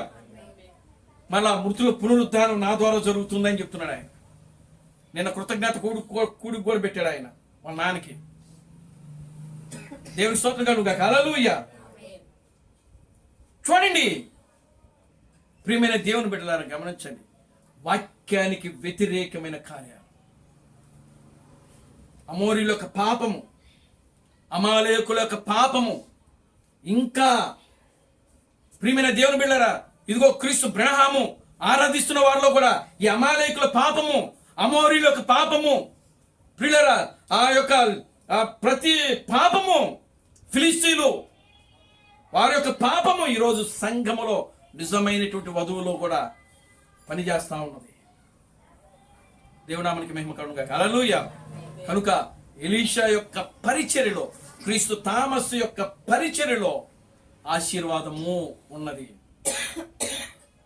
కనుక మీరు క్రీస్తు థామస్ యొక్క పరిచర్య అది మామూలు పరిచర్య అనుకుంటున్నారేమో. మామూలు పరిచర్య కాదది. పరలోకము నుండి దిగి వచ్చినట్టు వర్తమానం అది. పరలోకము నుండి దిగి వచ్చిన వాడు ఆయన. నిజంగా ఆ వర్తమానము విషయంలో ఎవరైనా అశ్రద్ధ చేస్తే మాత్రం అక్కడ శాపమే ఉంటుంది. దేవునికి స్తోత్రం కలుగుగాక. హల్లెలూయా. కనుక ప్రియమైన దేవుని బిడ్డలారా, క్రీస్తు థామస్ యొక్క సందేశాల్లో ఆశీర్వాదము, వాటిని చదువుట ద్వారా నీకు ఆశీర్వాదం. దేవునికి స్తోత్రం కలుగుగాక. హల్లెలూయా. మన ఒక సహోదరుడు ఫోన్ చేసి చెప్తున్నాడు, ఇదిగో నేను క్రీస్తు థామస్ యొక్క వర్తమానాలు నేను చదువుతున్నాను బ్రదర్, ఇదిగో వాటిని చదవటం వల్ల నా మనస్సు, నాలో ఉన్న దెయ్యం బయటికి పోయిందని ఆయన సాక్ష్యం ఇస్తున్నాడు. దేవునికి స్తోత్రం కలుగుగాక. హల్లెలూయా. ఎవరో ప్రార్థన చేయాల్సిన అవసరం లేదండి. ఈ రోజున నిన్ను నీవే, స్వస్థత అనేది నీలోనే పెట్టాడు దేవుడు. ఎలాగా అంటే వర్తమానములు చదువుట ద్వారా. దావీదు యొక్క ప్రియులారా, దావీదు ఆ యొక్క చూడండి, రాజు సౌలు యొక్క రాజు ఆయన యొక్క దెయ్యాన్ని సంగీతం ద్వారా ఏ విధంగా అయితే పోగొట్టాడో, ఈ రోజు ప్రియమైన దేవుని బిడ్డలారా అదే వర్తమానం, క్రీస్తు థామస్ యొక్క వర్తమానము చదువుటం వలన మనలో ఉన్న రోగాలు, బలహీనతలు అన్నీ మనలో నుండి బయటకు వెళ్ళిపోతాయి. దేవునామానికి మహిమ కలుగుగాక. హల్లెలూయా. Glory to God. హల్లెలూయా. కనుక ప్రియమైన దేవుని బిడ్డలారా, ఎలీషా యొక్క సేవలో ఆశీర్వాదము మరలా తిరిగి ఇప్పుడు ఈ పరిచర్యలో ప్రియులారా, ఈ భూమి మరలా తిరిగి అదే స్థానంలోకి రాబడుతుంది. సూర్యుడు మరలా తిరిగి తన స్థానంలోకి రాబోతున్నాడు. చంద్రుడు మరలా తిరిగి తన స్థానంలోకి రాబోతున్నాడు. ఈ సృష్టి అంతా కూడా ప్రియులారా మరలా తిరిగి యథాక్రమంలోకి రాబోతున్నది.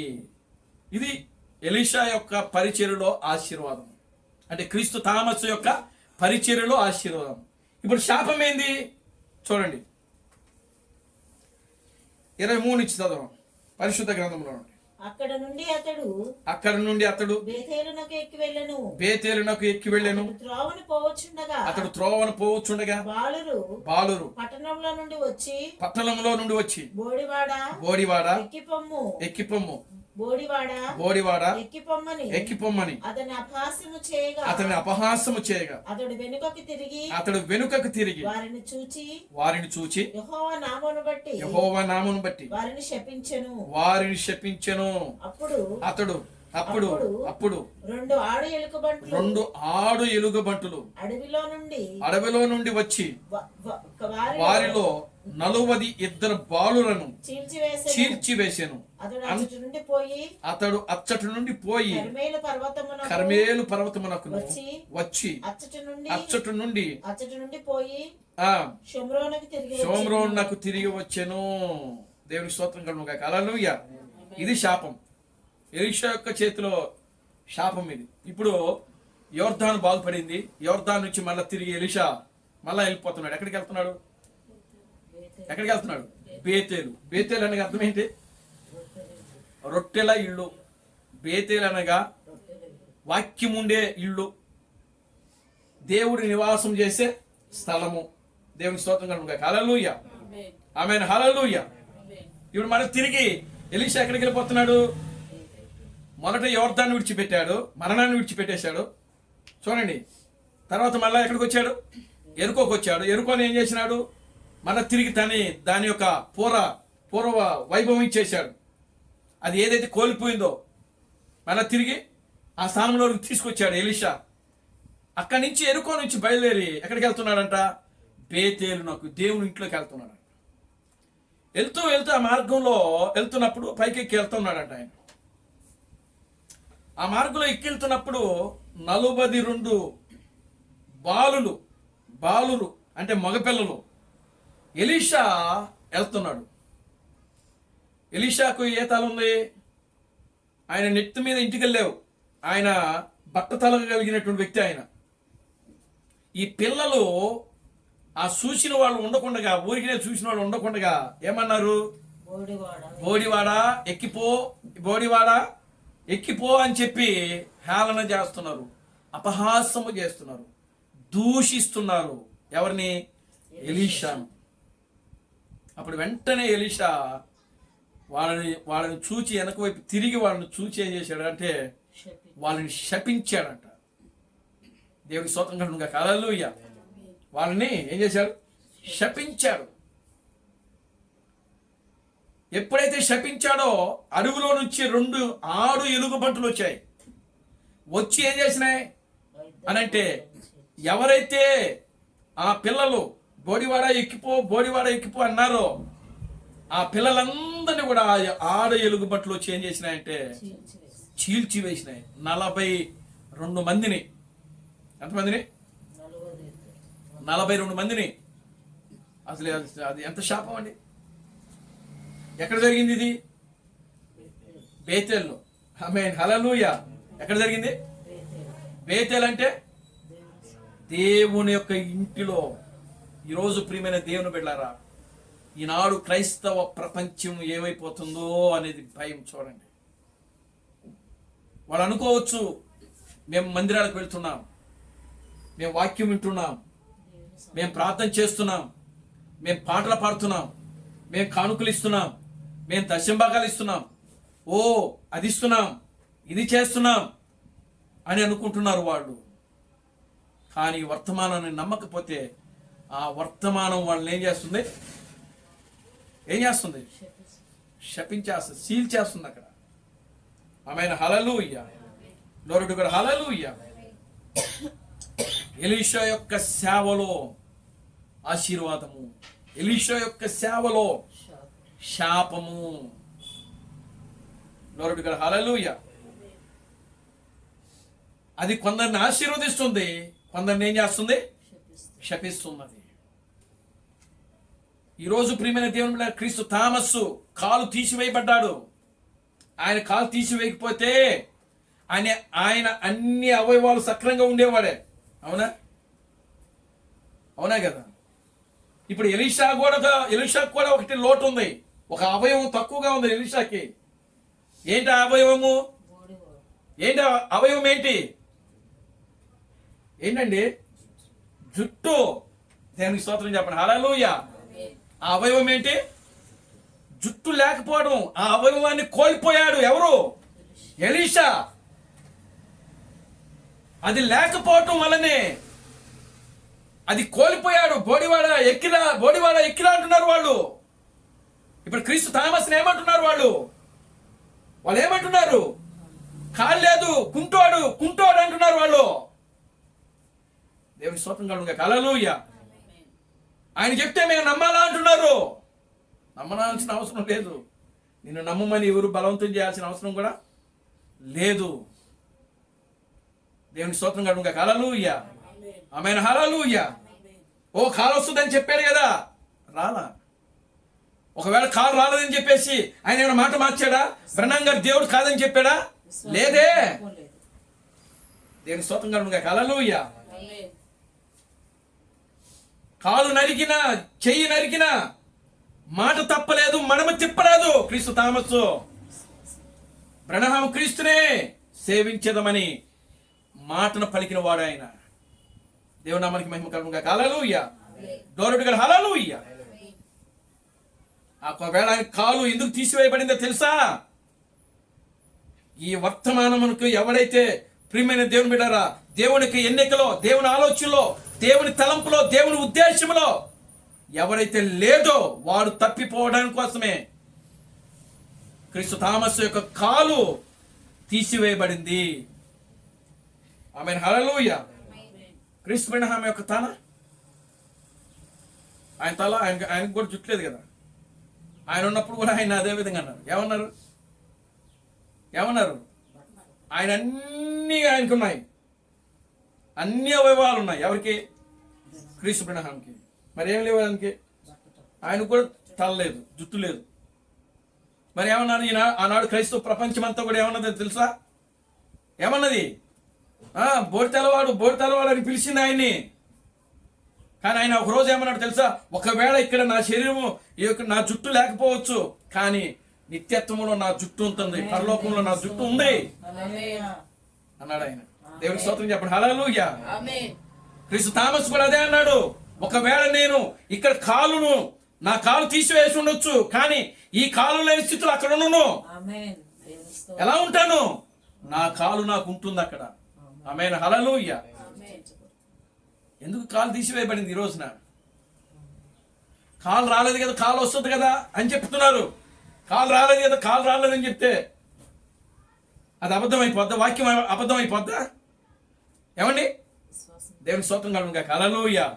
నీ విశ్వాసం ఏది? నీ నిరీక్షణ ఏది? కాలు వచ్చింది లేకపోతే జుట్టు వస్తే నేను నమ్ముతాను, కాలు వస్తే నేను నమ్ముతాను, వీళ్ళంతా కూడా ఎవరు అని అంటే అవిశ్వాసులు. వాక్యాన్ని చూచి నమ్మే వ్యక్తులు కాదు. మనం దేన్ని చూసి నమ్మాలని అంటే, దేవుణ్ణి మనము ఏది చూసి నమ్మాలంటే కేవలము విశ్వాసము ద్వారా మాత్రమే నమ్మాలి. ఆమేన్, హల్లెలూయా. కేవలము విశ్వాసం, కేవలము నమ్మాలి, అంతే. ఈరోజు నువ్వు నమ్మటం కాదు, నువ్వు నమ్మకపోతే రాళ్ళు నమ్ముతాయి అన్నాడు ఆయన. యేసుక్రీస్తు ఏం చెప్పాడు? ఇదిగో వాళ్ళని నోరు ముయిపించడని ఆ శాస్త్రులు, పరిశీలు, సద్దుకైలు ఆ పేతురు యాకోబులతో అంటుంటే అప్పుడు యేసుక్రీస్తు ఆ మాట విన్నాడు. వినేమంటున్నాడు తెలుసా? వీళ్ళు స్తుతించడం ఆపితే ఈ రాళ్ళు నన్ను స్తుతిస్తాయన్నాడు ఆయన. ఇక్కడ హల్లెలూయా. ఈరోజు కూడా అంతే. ఈరోజు ఇక్కడ జరుగుతున్న ఈ పరిచర్య గోడలు వింటున్నాయి, చెట్లు వింటున్నాయి, రోడ్డులు వింటున్నాయి, ప్రతి లైటు, ప్రతి ఫ్యాను అక్కడ సాక్ష్యం ఉంటుంది. ఆమేన్, హల్లెలూయా. ఇక్కడ హల్లెలూయా. కనుక ప్రియమైన దేవుని బిడ్డలారా, ఈరోజు ఆయన కాలు తీసివేయబడింది. జోసఫ్ లాంటి వాళ్ళు వెనక్కి వెళ్ళిపోవడం కోసమే, ఓ ప్రియులారా, ఆయన కాలు తీసివేయబడింది. అందుకోసమే కాలు కూడా రాకపోవడం కారణం అదే. ఇలాంటి వాళ్ళంతా కూడా ఏమైపోవాలి? ఫిల్టర్ చేయబడాలి. చెత్త బ్యాచ్ అంతా కూడా ఇప్పుడు పరలోకంలో ఉన్నారు. ఈ చెత్త బ్యాచ్ ఎవరైతే ఉన్నదో, అపవిత్రులు ఎవరైతే ఉన్నారో, దయ్యాల బట్టి ఎవరైతే ఉన్నారో, దురాత్మ బట్టి ఎవరైతే ఉన్నారో, వాళ్ళందరూ కూడా బయటికి వెళ్ళిపోవాలి. ఇప్పుడు ఆయన కోరుకునేది స్వచ్ఛమైనటువంటి నమ్మకం కలిగిన వాడు. ఆమెను హల్లెలూయా. ఆయన నమ్మకం పెట్టుకుంటాడు. ఇప్పుడు నమ్మకం లేని వాళ్ళందరూ కూడా దేవుడే పక్క తీసేస్తున్నాడు. ఆమెను హల్లెలూయా. అటు ఇటు కాకుండా రెండు తలంపుల మధ్య ఉంటున్నవాడు, రెండు ఆలోచనల మధ్య, రెండు తలంపుల మధ్య దేవుని స్తోత్రం కలుగును గాక. హల్లెలూయా. ఆమేన్, హల్లెలూయా. కనుక ప్రియమైన దేవుని బిడ్డలారా, దేవుడు ఎలీషా యొక్క పరిచర్యలో ఆశీర్వాదం ఉంచుతున్నాడు, శాపం ఉంచుతున్నాడు. అది ఈ సమయంలోనే బయటపడే సమయం ఇది. దేవుని నామానికి మహిమ కలుగును గాక. హల్లెలూయా. Glory to God. హల్లెలూయా. ఎందుకు వాళ్ళు ఆ రోజు ఎలీషా ఒక అవయవాన్ని కోల్పోయాడు. ఆయన కోల్పోయిన అవయవములు మరలా తిరిగి సృష్టించబడతాయని క్రీస్తు బ్రహ్మ యొక్క ప్రవచనంలో ఒక ప్రవచనం అది ఇంకా జరగలేదు. దేవునికి స్తోత్రం కలుగును గాక. హల్లెలూయా. ఖచ్చితంగా అది ఏదో ఒక రోజున ఆ ప్రవచనము నెరవేర్పు చేయబడుతుంది. క్రీస్తు థామస్ మరలా తిరిగి తన కాలుతో ఈ భూమి మీదకి రాబోతున్నాడు. ఆయన వచ్చి ఈ భూమి మీద తన కాలుతో తిరిగినప్పుడు అప్పుడు ఈ ప్రపంచమంతా కూడా ఆయన కాళ్ళ దగ్గరకు వచ్చి దాసోహం అవుతుంది. అది తిరిగి మళ్ళా కాళ్ళు ఆయనకు రావడం అంటే ఆయన శరీరం మరలా తిరిగి ఆయనకు వస్తుంది. ఆమేన్, హల్లెలూయా. ఆయన శరీరం మరలా తిరిగి ఆయనకు వస్తుంది. ఆయన శరీరముతో, ఆయన కాళ్ళతో ఆయన మరలా తిరిగి ఆ వేలూరు పట్టణం వీధిలో తిరుగుతాడు ఆయన. ఆమేన్, హల్లెలూయా. కనుక ప్రియమైన దేవుని బిడ్డలారా, చూడండి, ఎలీషా ఆ యొక్క బేతేలునకు వెళ్ళేటప్పుడు ఆ కార్యం జరిగింది. నిజంగా ఈనాడు ప్రియమైన దేవుని బిడ్డలారా, క్రైస్తవ డినామినేషన్లు ఎన్ని ఉన్నాయి. వాళ్ళు అనుకుంటున్నారు, ప్రియులారా, అక్కడ ఆశీర్వాదం ఉందనుకుంటున్నారు, అక్కడ దీవెన ఉందనుకుంటున్నారు, కానీ అక్కడ శాపము తప్పనిచ్చి మరొకటి ఏది. ఒక రోజున ఆ యొక్క ఇస్సాకు ఉన్నాడు కదా. ఇస్సాకుకి ఎంతమంది పిల్లలు? 2 కుమారులు. ఆయనకి ఎంతమంది అని అంటే ఏశావు, యాకోబు. చూడండి, యాకోబు జ్యేష్ఠత్వము గురించి ఏం చేసినాడు అంటే తండ్రిని మోసం చేసినాడు. అన్న ఒళ్ళు ఏ విధంగా అయితే ఉంటుందో ఆ విధంగా గొర్రె చర్మాన్ని కప్పుకొని ఎవరు? యాకోబు తండ్రి దగ్గరికి వెళ్ళాడు, ఇస్సాకు దగ్గరికి వెళ్ళాడు. దేనికోసము? జ్యేష్ఠత్వం కోసం. దేవుని స్తోత్రం చెప్పండి, హల్లెలూయా. అంటే జ్యేష్ఠత్వం ఎవరికైతే ఉంటుందో వాళ్ళకే ఆశీర్వాదము. అంటే ఏశావుకు ఆశీర్వాదం ఉండాలి అక్కడ. కానీ ఏశావుకు బదులు ఇక్కడ యాకోబు ఏం చేస్తున్నాడంటే ఆ వేషం ధరించాడు. ఎవరు వేషం ధరించాడు? ఏశావు యొక్క వేషం ధరించి తాను కోరుకునేటటువంటి ఆ వంట తయారు చేసి తండ్రి దగ్గరికి వెళ్ళాడు. దేవుని స్తోత్రం కలుగుగా, హల్లెలూయా, ఆమేన్, హల్లెలూయా.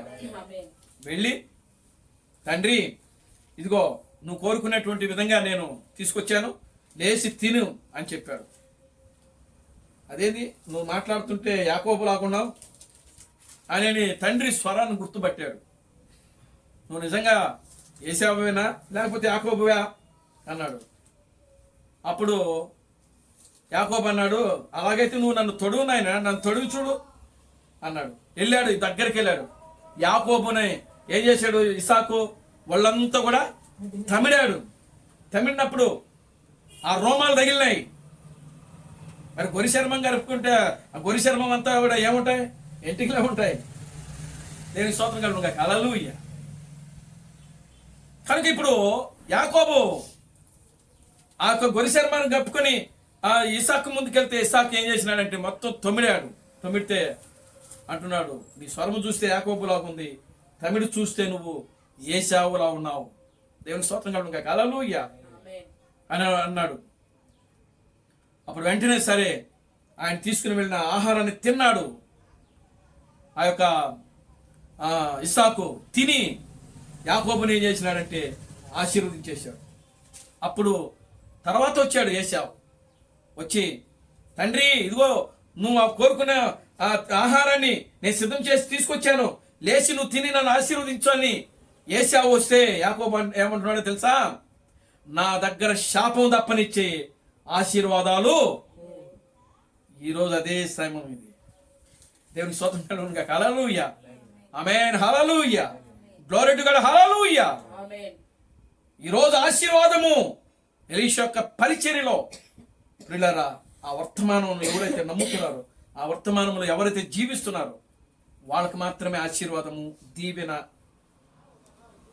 ప్రియులారా, ఎవరైతే ఆ వర్తమానాన్ని ద్వేషించి, దూషించి, అపహసించి, అవమానపరుస్తున్నారో వారికి శాపము తప్పనిచ్చి ఆశీర్వాదము మరొకటి లేదు. ఇస్సాకు అంటున్నాడు, నాయనా ఏశావు ఇదిగో నా దగ్గర ఒక్క ఆశీర్వాదం కూడా. ఏశావు అడుగుతున్నాడు, నాయనా ఒక్క ఆశీర్వాదం కూడా లేదా? ఏశావు అడిగినాడు ఇస్సాకుని, తండ్రి ఒక్క ఆశీర్వాదం కూడా లేదా? లేదు నాయన, నీ తమ్ముడు మోసగించాడు. నీ తమ్ముడు మోసగించి నా దగ్గర ఉన్న ఆశీర్వాదాలన్నీ, అంటే జ్యేష్ఠత్వములో ఉన్న ఆశీర్వాదం ఏమిటో యాకోబు తెలిసింది కానీ ఏశావుకు తెలియలేకుండా. దేవునికి స్తోత్రం కలుగుగా, హల్లెలూయా. ఇప్పుడు చూడండి, అసలైన జ్యేష్ఠుల సంఘముగా పెళ్లి కుమార్తె ఉంది. దేవునామానికి మహిమ కలుగుగా, హల్లెలూయా. అసలైన పెళ్లి కుమార్తె ఈరోజు జ్యేష్ఠుల సంఘముగా ఉంది. చూడండి 12వ అధ్యాయం అనుకుంటా, ఎబ్రిల్కి రాసిన పత్రికలో మాట ఉంటుంది. చూద్దాం, చదివి మనం ముగించేద్దాం. దేవునామానికి మహిమ కలుగుగా, హల్లెలూయా. జ్యేష్ఠుల సంఘం అని ఉంటుంది.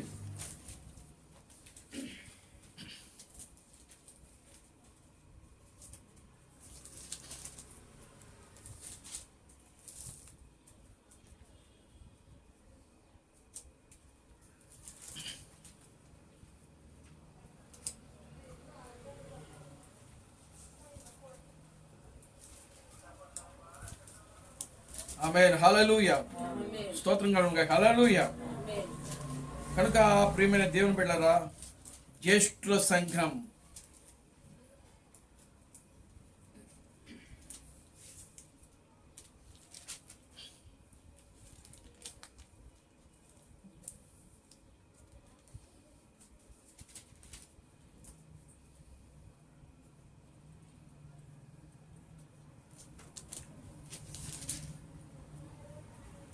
పన్నెండవ అధ్యాయం 1, 2, 3 వచ్చినాను.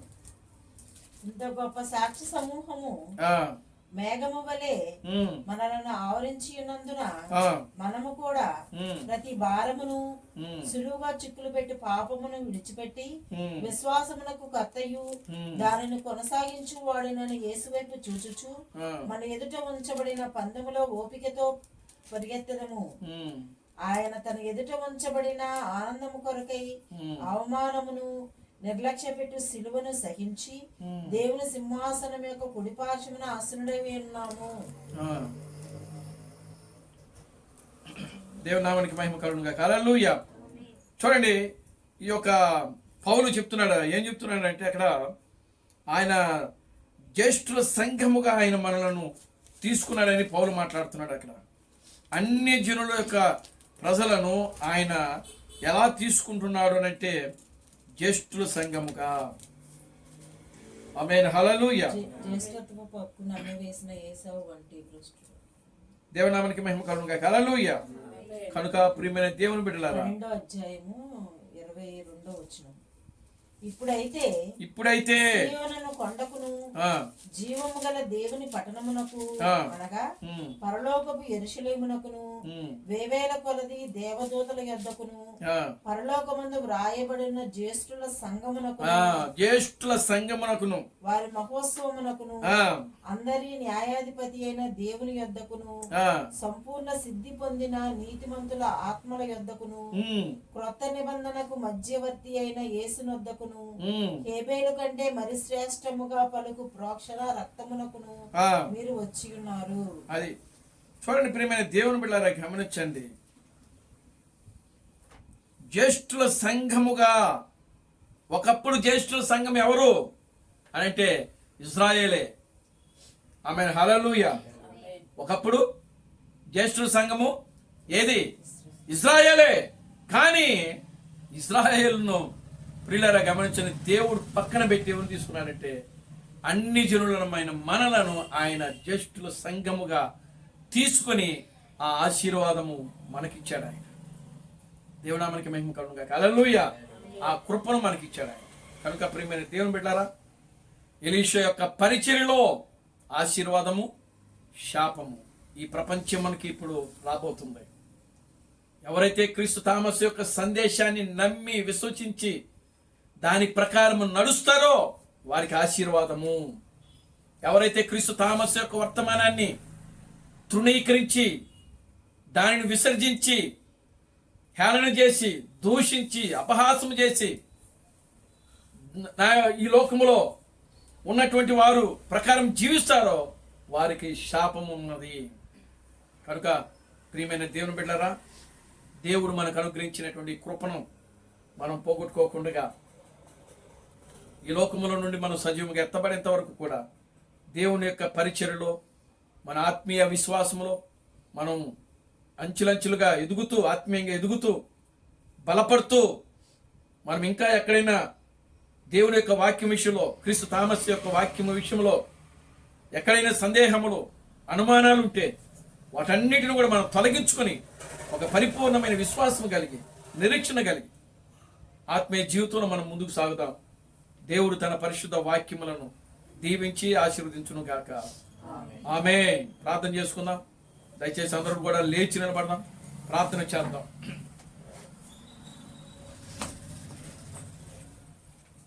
హల్లెలూయా, హల్లెలూయా, హల్లెలూయా, హల్లెలూయా, హల్లెలూయా, హల్లెలూయా, హల్లెలూయా, హల్లెలూయా, హల్లెలూయా. స్తోత్రం, స్తోత్రం, స్తోత్రం, స్తోత్రం, స్తోత్రం. స్తుతి, స్తుతి, స్తుతి, స్తుతి, స్తుతి, స్తుతి, స్తుతి, స్తుతి, స్తుతి, స్తుతి.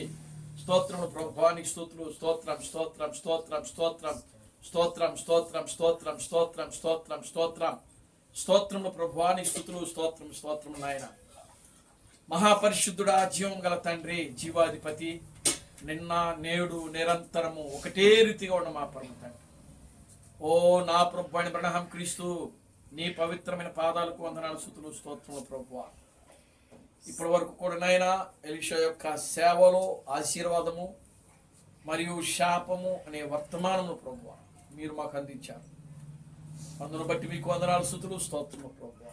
నిశ్చయముగా మేము నాయన ఈ లోకములను సజీవంగా ఎత్తబడేంత వరకు కూడా నా తండ్రి, ఓ నాయన ఈ వర్తమానం విషయంలో యథార్థముగా నాయన భయము కలిగి భక్తి కలిగి విశ్వాసముతో నాయన మా ఆత్మీయ జీవితంలో ముందుకు సాగే కృపను మీరు మాకు అనుగ్రహించమని విషయంలో ప్రార్థిస్తున్నాం తండ్రి. ఇక్కడ కూడిన ప్రతి బిడ్డను మీరు దీవించండి, ఆశీర్వదించండి. ఈ మధ్యాహ్నపు దీవులతో నింపండి. అన్ని విషయాలన్నీ కృపను దాయించండి. సమస్త ఘనత మహిమను మీరు తెచ్చుకోండి. జీవం కలిగిన నా ప్రభు అయిన క్రీస్తు బ్రహ్మనుడి సర్వశక్తి కలిగిన నామములో ప్రార్థించి స్తుతించి వేడుకొనుచున్నాము. ఆమేన్. అందరూ కూడా రెండు చేతులు పైకెత్తి chorus పాడుతున్నాం. Christ Branham never fails. Christ Branham never fails. Christ Branham never fails in me. Hallelujah. Hallelujah. Christ Branham never fails in me. He's coming very soon. He's coming very soon. He's coming very soon indeed. Hallelujah. Hallelujah. He's coming very soon indeed. నా ప్రాణమా ప్రభు స్తుతించు. నా ఆత్మ సమస్తమైన పరిశుద్ధనామమును స్తుతించు. నా ప్రాణమా ప్రభు స్తుతించు. ప్రభు అయిన క్రీస్తు బ్రహ్మం చేసిన ఉపకారములలో దేనిని మరొకము. ఆమేన్. ఆమేన్. రాజులకు రాజుగా, ప్రభువులకు ప్రభుగా, పెండ్లి కుమారుడుగా తెర మీద ప్రత్యక్షము కానున్న ప్రభు అయిన క్రీస్తు బ్రహ్మం యొక్క కృపా సమాధానము ఇక్కడ కూడిన ప్రతి బిడకును ఈ ప్రపంచంలో 7వ దూత థామస్ గారిని క్రీస్తుగా అంగీకరించి క్రీస్తు బ్రహ్మమే దేవుడు, క్రీస్తు బ్రహ్మమే రాజులకు రాజు, క్రీస్తు బ్రహ్మమే ప్రభువులకు ప్రభు అని నమ్మి విశ్వసించి ఆరాధిస్తున్న ప్రతి బిడకును ఇప్పుడును సదాకాలము తోడై ఉండి నడిపించును గాక. ఆమేన్. ఆమేన్. అందరికీ వందనాలు. ప్రభు మిమ్మల్ని దీవించి ఆశీర్వదించును గాక. ఆమేన్. ఆమేన్.